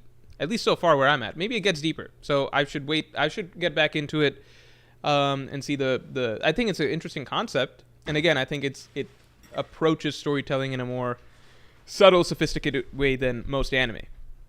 So that's cool to see. Cola says it wasn't about the fight, but about the teacher's backstory, which wasn't interesting either. Wasn't interesting either. Wasn't anything special either. Fake Lynn, thanks for being a Pirate King tier member for 14 months. Manhwas typically take really long to get good, but it's balanced out by readability. Top 10 are T-Bait. T-Bait, Rebirth, Red Storm, Omniscient Reader, Devil Butler, Ultimate Master, Bastard, Def leaving out at least 20. I think I'm going to dip my toes with Omniscient Reader, and then we'll see where we go with Manhwa.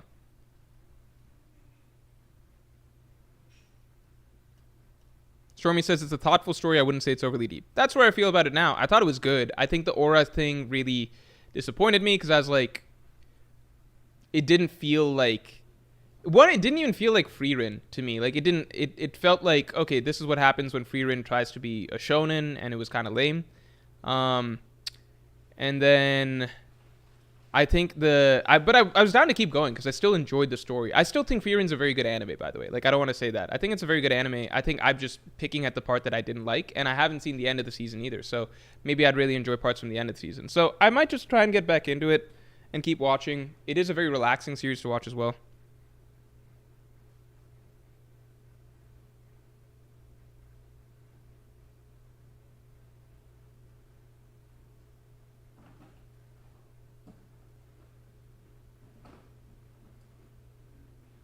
Um, Amon talks to some Freerin fans believe the demons are problematic because they're portrayed as both capable of intelligent thought and inherently evil at the same time. Comes across as racist. What the fuck? Which race are they referring to? What race is that? Sometimes a story just needs needs to fulfill a function, which is if it's not trying to get at sort of like moral ambiguity in this specific regard, then create a race of creatures that are fictional, therefore not like any real world races, a creative race of people that are fictional, that even if they're intelligent, that's kind of stupid because intelligence is not the primary factor for that's actually so stupid. Do people think that like psychopaths don't have intelligence? Intelligence, I don't think, is the primary factor in like what causes kindness or like morality or anything like that. You can just have a race, invent a race that's basically it has intelligent thought. Like what the fuck does he mean? What? You could just write a race that has intelligence but doesn't have empathy. Done. It's a fictional race. There's not even fucking moral debate about this. There's actually real world humans that are like that, by the way, which is, I believe, don't quote me on this, but this is my general understanding of psychopathic behavior. That's, I might need to look a little bit more into that, but from what I've seen and like the general, that's marketed as and everything like that, and from what little I know from Mindhunter and stuff like that, yeah, there are people, humans, who generally are very intelligent and they know what society views as right or wrong, but they don't have any sort of feelings towards that themselves. That's a real thing. It's not even a purely fictional thing. So that's kind of weird. What does that even mean? Like, yeah, she just invented a race, or Freerin. There's a race in the story called demons. They're intelligent. They're evil though. That's it. They're bad. There's nothing that deep about that, or what's even morally complex about that? Fucking Black Clover has devils. What's the difference?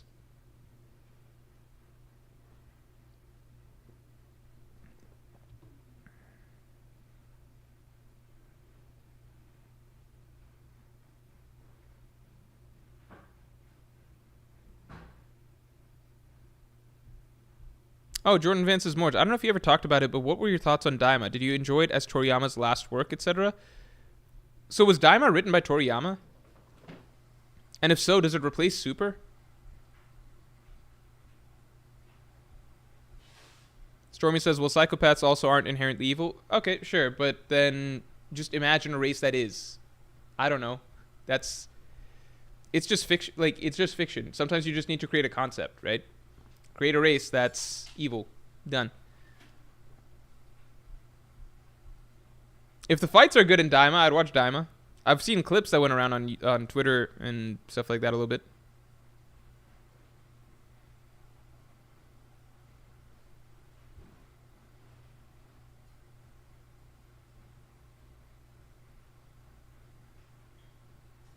Mente Brillante. Yeah, I agree. One Piece's fights are not like its key point.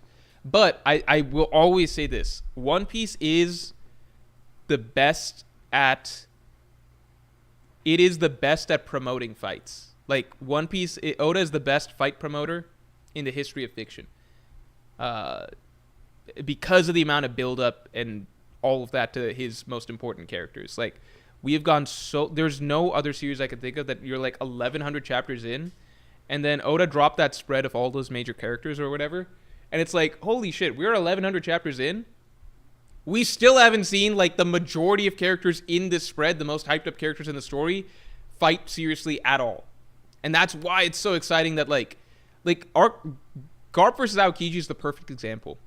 The fight is so minimal. Almost nothing happens in that fight, like, in terms of, like you get, like, you string it all together, you get, like, 5 pages of actual action. But the community fucking creamed itself while it was going on. Like, every chapter, every little interaction, we're loving it because there's just so much build-up and excitement to the idea of, like, holy shit, how strong is Garp? What can Garp do? Oh my god, he just did a galaxy impact. Like, okay, what can Aokiji do? Oh, Aokiji's, like, clashing with Garp and stuff like that. Aokiji's doing his shit. You know, like, is he going to use Awakening? There's so much buildup. Oda's the master of buildup. Like he saves his characters longer than anybody else, and he makes the world and the scale so vast that you're so excited to see those characters finally in action, because it just takes so fucking long to get there. So he's the best fight promoter. So it's why, like, lots of times very little can actually happen in some of One Piece's most hyped matchups.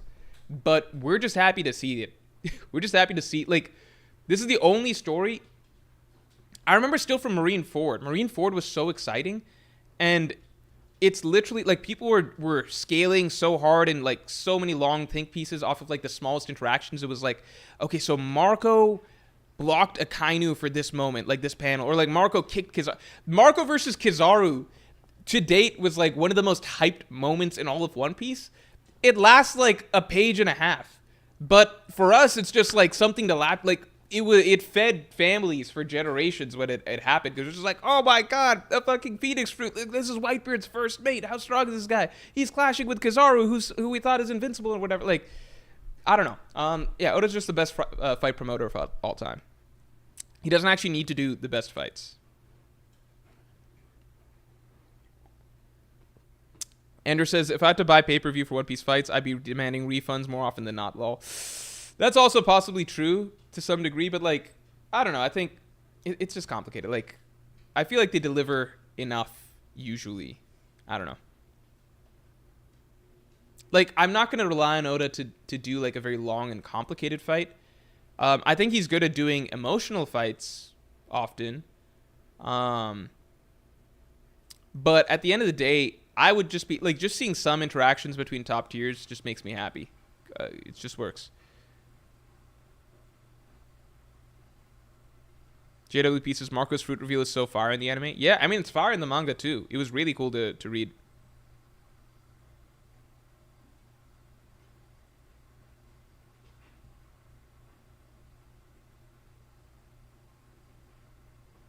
Jordan Vance actually with a really good question. Hold on. This is a phenomenal question.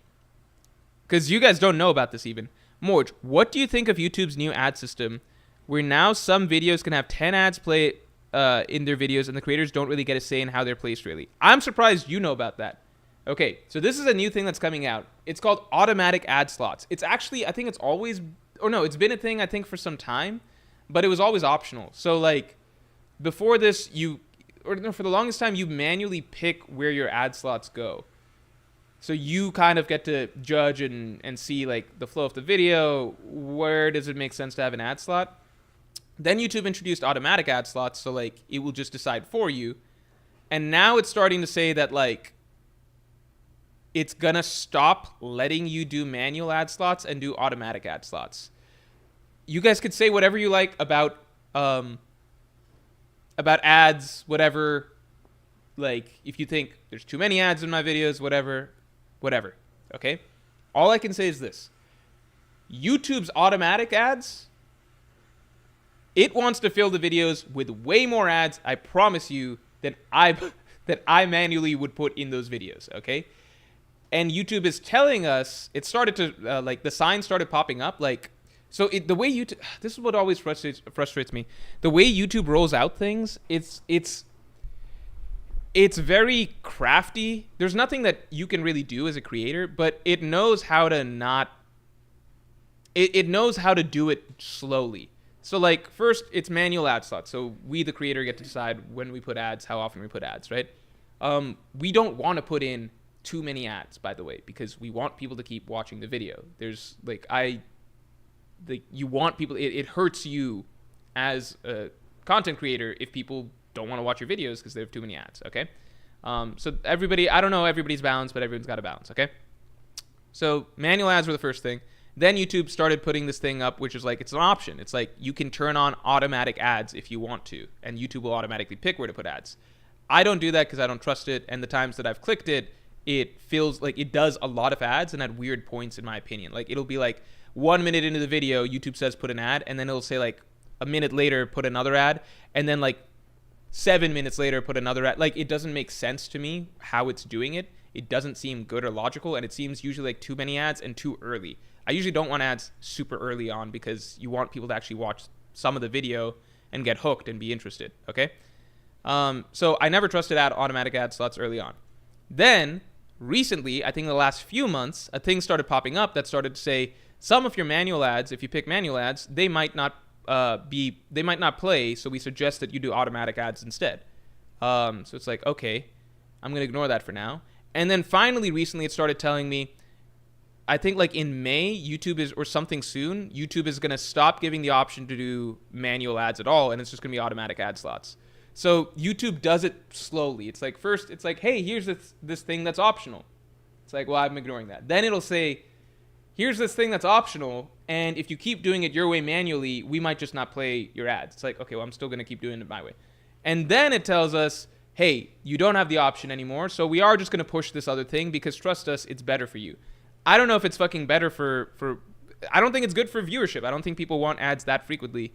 I don't get it, but it is a thing that is very possibly coming. So that's just a heads up. But I think YouTube's logic is that if it makes everybody, like all YouTube videos have automatic ad slots, then if every video has that, then people will just get accustomed to it. Kind of like, remember YouTube didn't used to play 2 ads back to back, and then all of a sudden it started playing ads back to back? Does anyone remember this? Like there was an era where YouTube would only play like 1 ad at a time, and now sometimes it'll play like 2 ads in a row or something. So like I think YouTube's logic is just that, well, they can't stop us. So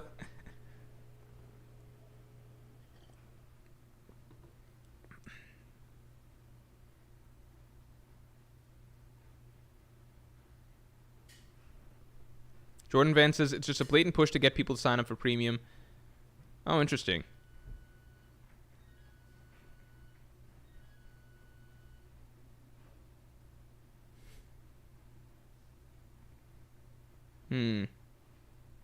I've never signed up for premium or anything like that. I did no wait. Actually, I signed up for YouTube TV, but that was to watch NBA, and it actually makes YouTube TV is expensive, but it's actually, this is not me shilling. Like I actually think it's worth it because YouTube TV actually, no, it's complicated. It's like it covers so many things. You get access to like a million channels. It's basically like getting cable again. I think it covers probably a similar amount of things as cable. So maybe it's just me being tricked into getting cable again, but YouTube TV is really strong. Like it covers a whole bunch of shit, but unlike cable, everything's on demand, so you can fast forward, rewind, watch whatever. I low-key do recommend YouTube TV because it just became really fucking difficult for me to watch NBA games. Now I can watch them very easily. It was a pain in the ass. Like, because Streamies doesn't work lots of times. When too many people are watching a stream, it crashes. So I don't know. I think if I have YouTube TV, it should count as YouTube Premium, but apparently it doesn't. It's an abusive relationship, says Henchme. Yeah, I agree. I agree, man. Silence says, yeah, I remember when they basically doubled the ads. They're essentially a monopoly. They can push what they want as long as they give ample time for people to adjust. Yeah, that's the problem.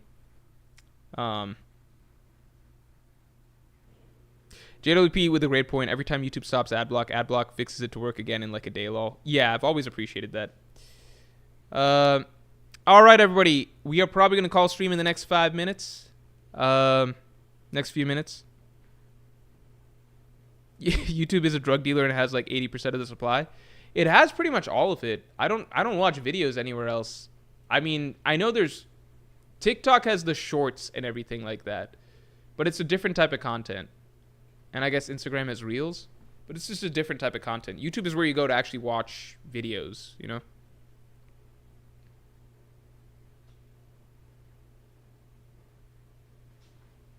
Jordan Dyer says, Mideast should be taken off the airways. We need crack and meth streams back for the playoffs. I gave up on the illegal streams. I'm a paying person now. For the longest time, I wish people had told me this. YouTube TV, I really think YouTube TV should advertise better, or maybe it does. Like the fact that you can watch pretty much all notable NBA games on it. Like pretty much all notable NBA games, unless it's like some specific local channel has it or something. But every big important national TV game is on YouTube TV. Because that was the biggest thing that stopped me from getting NBA League Pass, which is that it still blocked out a lot of games. But YouTube TV covers pretty much everything. JWP says, is there genuinely even one direct competitor? I don't think so. Not that I can think of.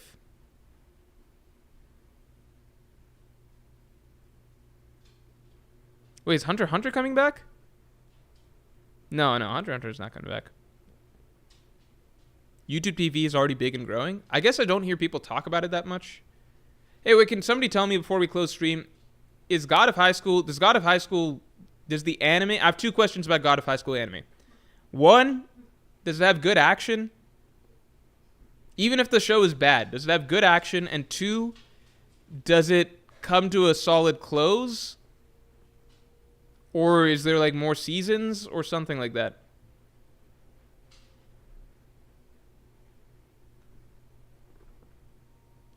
Quiet says, how do I feel about the Knicks? I don't believe in them. But I haven't watched that many Knicks games. My view right now is basically, gun to my head, I feel like the Celtics win the whole thing.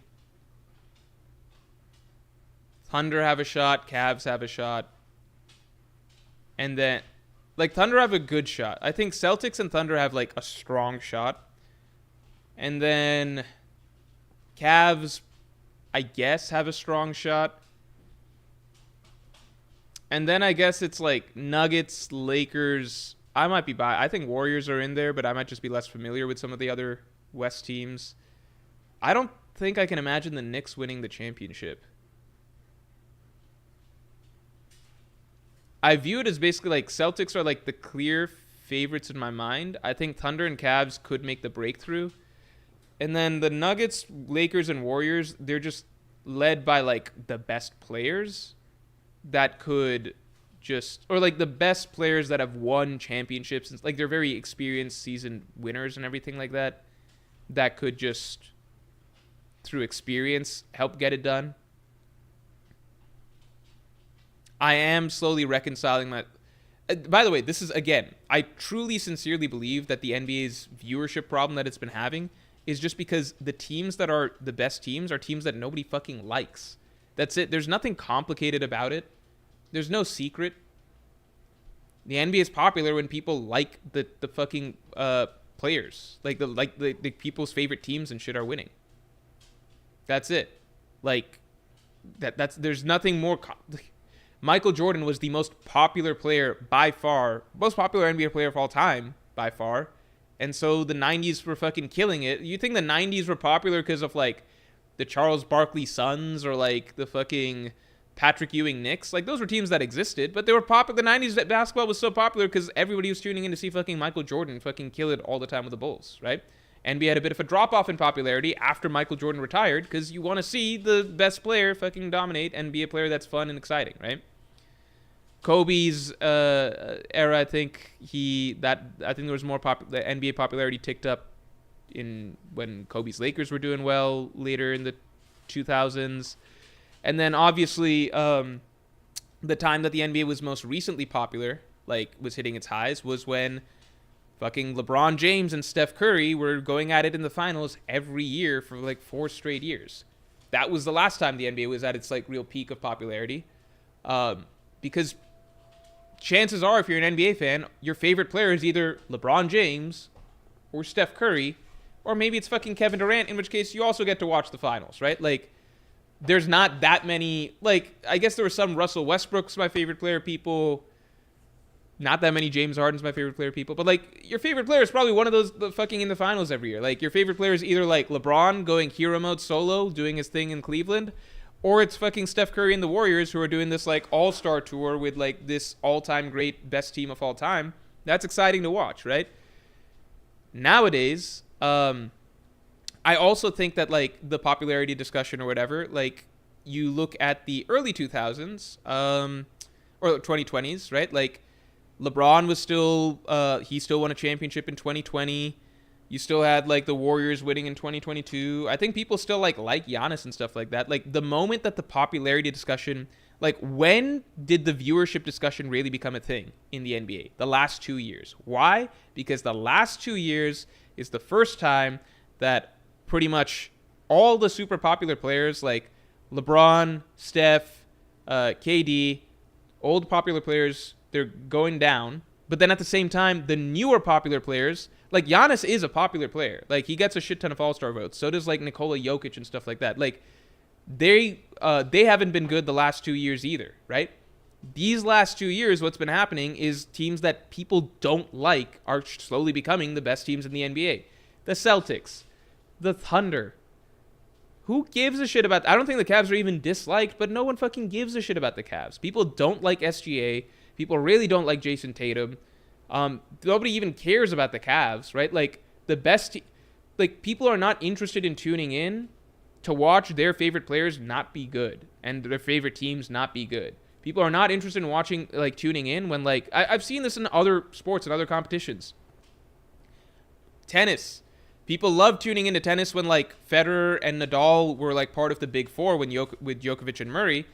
Viewership started to go down when Federer's, like, stopped being good, Nadal stopped being good, and it just became the Djokovic show. You know? Like, viewership started going down. I think tennis viewership started going back up again once, like, Alcaraz showed up and everything. But, yeah, like, most people don't like Djokovic as much. People love Federer. You're more invested in watching a sport when your favorite players like Federer and Nadal are doing well.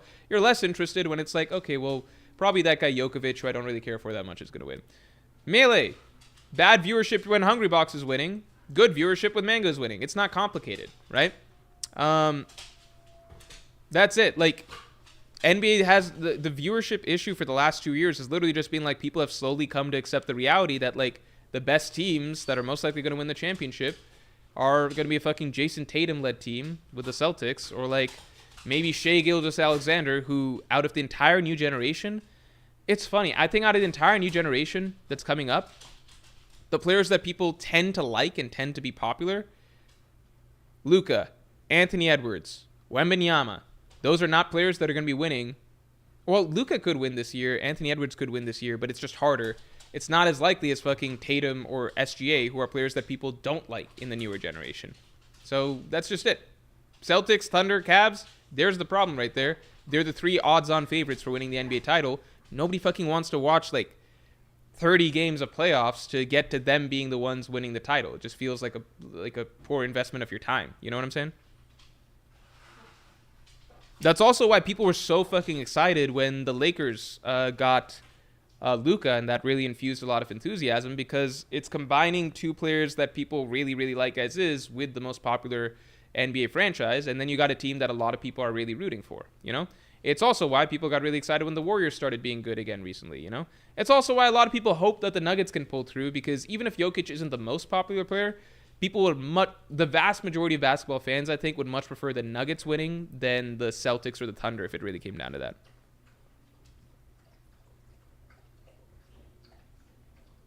Ace Become Mix's tennis viewership numbers are fine. I imagine they're fine because, again, like, you've got a healthy new batch, right? I'm just talking about the period that I think I and many others stopped watching as much, which was, like, the Big Four era that I knew it as was basically, I think, around 2011. It was, like, the early 2010s, basically. And then there was a period where Nadal and Federer both just fell off for a long time. Then they both kind of made a comeback in the late 2010s, actually. And I think that also, again, that brought viewership back up. But the section of time that it was just Djokovic beating up on a lot of people, as far as I recall, I had checked out of tennis, and I think tennis in general was in a bit of a shaky spot. Now it's cool because you've got a new batch of people, and that's getting people excited again. Because I think when it's just Djokovic dominating, it's not as popular. I think when Federer was dominating, people were on board because Federer was just a more enjoyable player for more people to watch. Not saying... I respect... Djokovic is the best player of all time. I've come to terms with that. I respect him, yada, yada. But I think more people found Federer's style of play engaging, so they like watching Federer dominate. They don't like watching Djokovic dominate. Djokovic, whatever. Hassan Kaiser says Boston versus Lakers finals viewership going to be insane. I'm just going to feel bad seeing... I don't think the Lakers could beat the Celtics, man. I think it would be a very long shot. I think the Celtics would literally have to get injured for that to happen, and then it's doable, but I think it's very unlikely that the Lakers beat the Celtics. My hope is that the Cavs beat the Celtics, and I personally feel... I might be underestimating the Cavs hard. I feel like if the Cavs beat the Celtics somehow...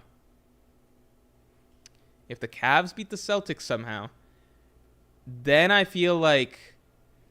And somebody knocks off the Thunder. Like, if somebody can take out the Thunder on the West, and the Cavs come out of the East, then I would be very happy to watch either the Lakers, the Nuggets, or the Warriors beat the Cavs.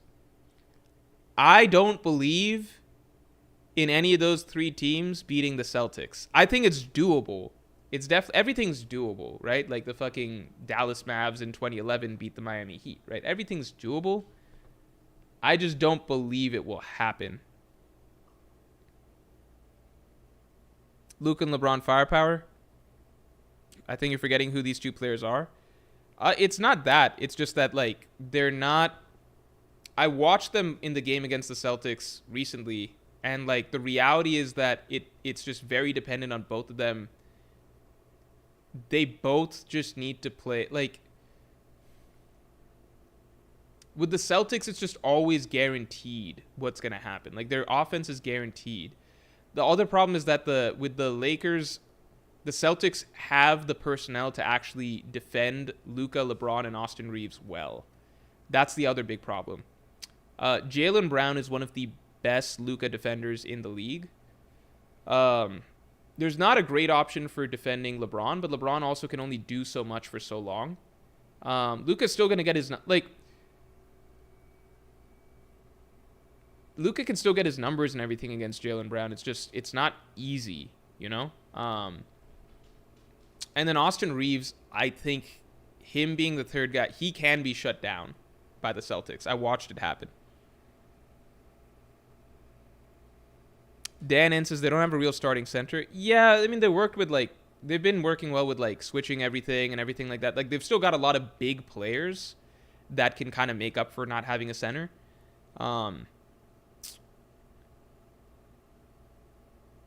It's just the Celtics are Celtics are literally a flawless team. The one thing that stops them from being broken is the fact that I don't think Jason Tatum is, like, a top 4 or 5 player in the NBA. He honestly might be now, even though, like, I haven't watched the Celtics play in a bit, but I'm just always going to maintain that I think Tatum is very, very much benefited by the surrounding cast that he has. So, like, people are like, Tatum's playmaking has gone up so much. I'm like, yeah, but I feel like it's easier to rack up assists when, like, everyone on your team is a fucking 3-point sniper, right? Like, I think there are other players that you could place in Tatum's position who would do as good or better, who would actually make the Celtics unstoppable.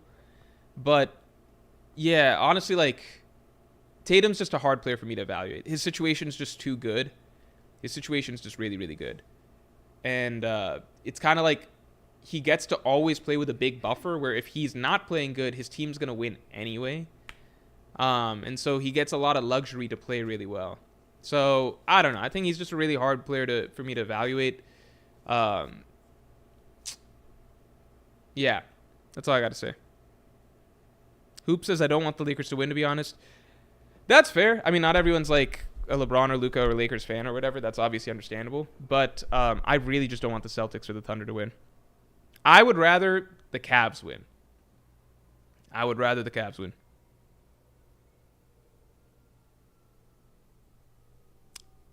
Why the hell are we talking about Austin Reeves as if he's a good third option? Because he is a good third option. He's a really good third option. As a third option, he's a very, very strong third option. He is much more consistent than it's just not fair against the Celtics, because the Celtics, like, 1 through 5, it's not going to look good. But, like, Austin Reeves as a third shot creator, that's really good. That's very, very good.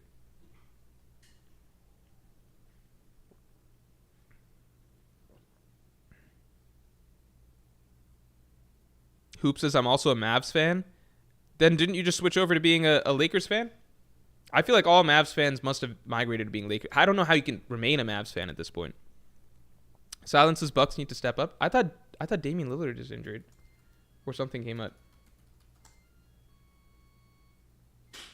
I don't think the Bucks have a shot without Dame.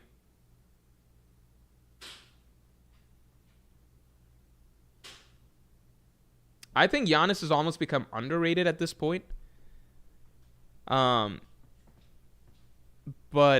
I don't think Giannis on his own can get his team to do certain things. But I might be wrong.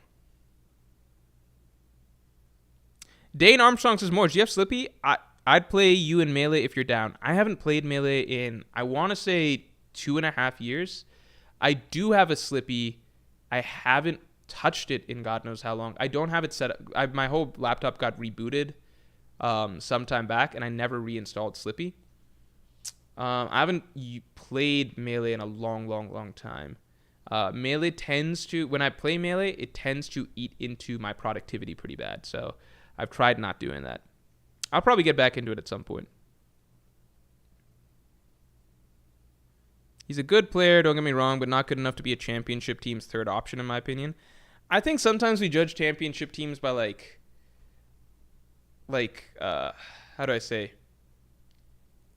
There's a lot of things, like, what a championship team is can be pretty flexible. Like, I would argue that Andrew Wiggins isn't good enough to be a championship team's second option. He's not traditionally what you would think of. He's like a one-time All-Star or whatever. But the Warriors still won with him in 2022 as a second option. You know what I mean? I don't think Jamal Murray is consistent enough at all to be a championship team's second option, but they won with him in 2023, you know? Michael Porter Jr. is not a championship team's third option, and the Nuggets have been able to do it with him too, right? You would definitely rather have Austin Reeves than Michael Porter Jr., right? Like, I'd say it's not fair to look at the Celtics and be like, well, look at what they have. Because the Celtics are just an unbelievably all-time stacked team. So, yeah, maybe, like, Austin Reeves wouldn't be good enough against the Celtics. But by normal standards, I think, yeah, it's a fair... Like, LeBron and AD won back in 2020 with... I guess Rondo as a third option. You would probably say Rondo is better than Austin Reeves is now, but Austin Reeves is probably a better scorer. Yeah, like I think there's a lot of flexibility. Who even was the Bucks' third option in 2021? I don't know who the Bucks' third option was in 2021. MPJ role as a third option is perfect considering his fit around Jokic. I don't think he does a good job in his role. And I think Austin Reeves' role is perfect considering he plays with LeBron and Luka. It's 3 shot creators, but it also allows LeBron to conserve energy, which is the most important thing because the ball always flows through Luka or Austin Reeves instead. It allows LeBron to conserve energy. It allows the Lakers to always be playing in roughly the same way despite whoever is running the offense at the time.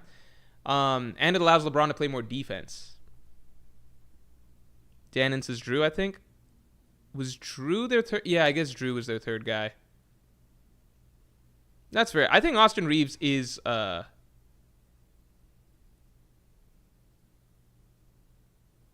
think Austin Reeves is good enough as a third guy. I think he's about on par with a lot of that.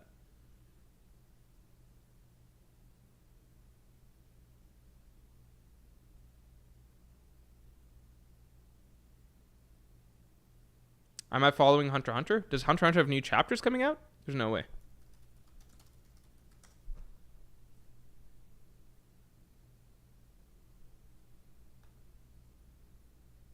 There's no new no new chapters. All right, everybody. I am gonna call stream here because we've gotten pretty far off. It is fun to just stream about normally I'm gonna do One Piece streams every Monday, obviously, but I don't think there's a ton. I don't want to force topics either, so I don't think there's a ton of extra stuff One Piece wise going on at the moment to talk about. So I think we're waiting on 1144, or let's try the next chapter 11, whatever it is. I fucking forgot. We're waiting on the next chapter. I still have a really interesting theory that's coming out on Tuesday, but at the moment we have nothing crazy to talk about. So I thought it'd be fun to do Solo Leveling since it just ended and was the most popular show on Crunchyroll, I think in ever or something like that. So.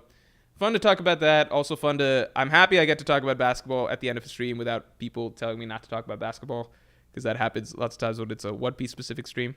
But yeah.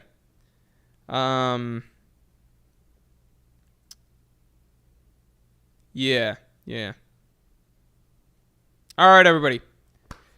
A few chapters came out in 2024. Yeah, I'm all caught up on Hunter x Hunter. I think Hunter x Hunter is just phenomenal right now. Fantastic arc. Could shape up to be my favorite arc of the story.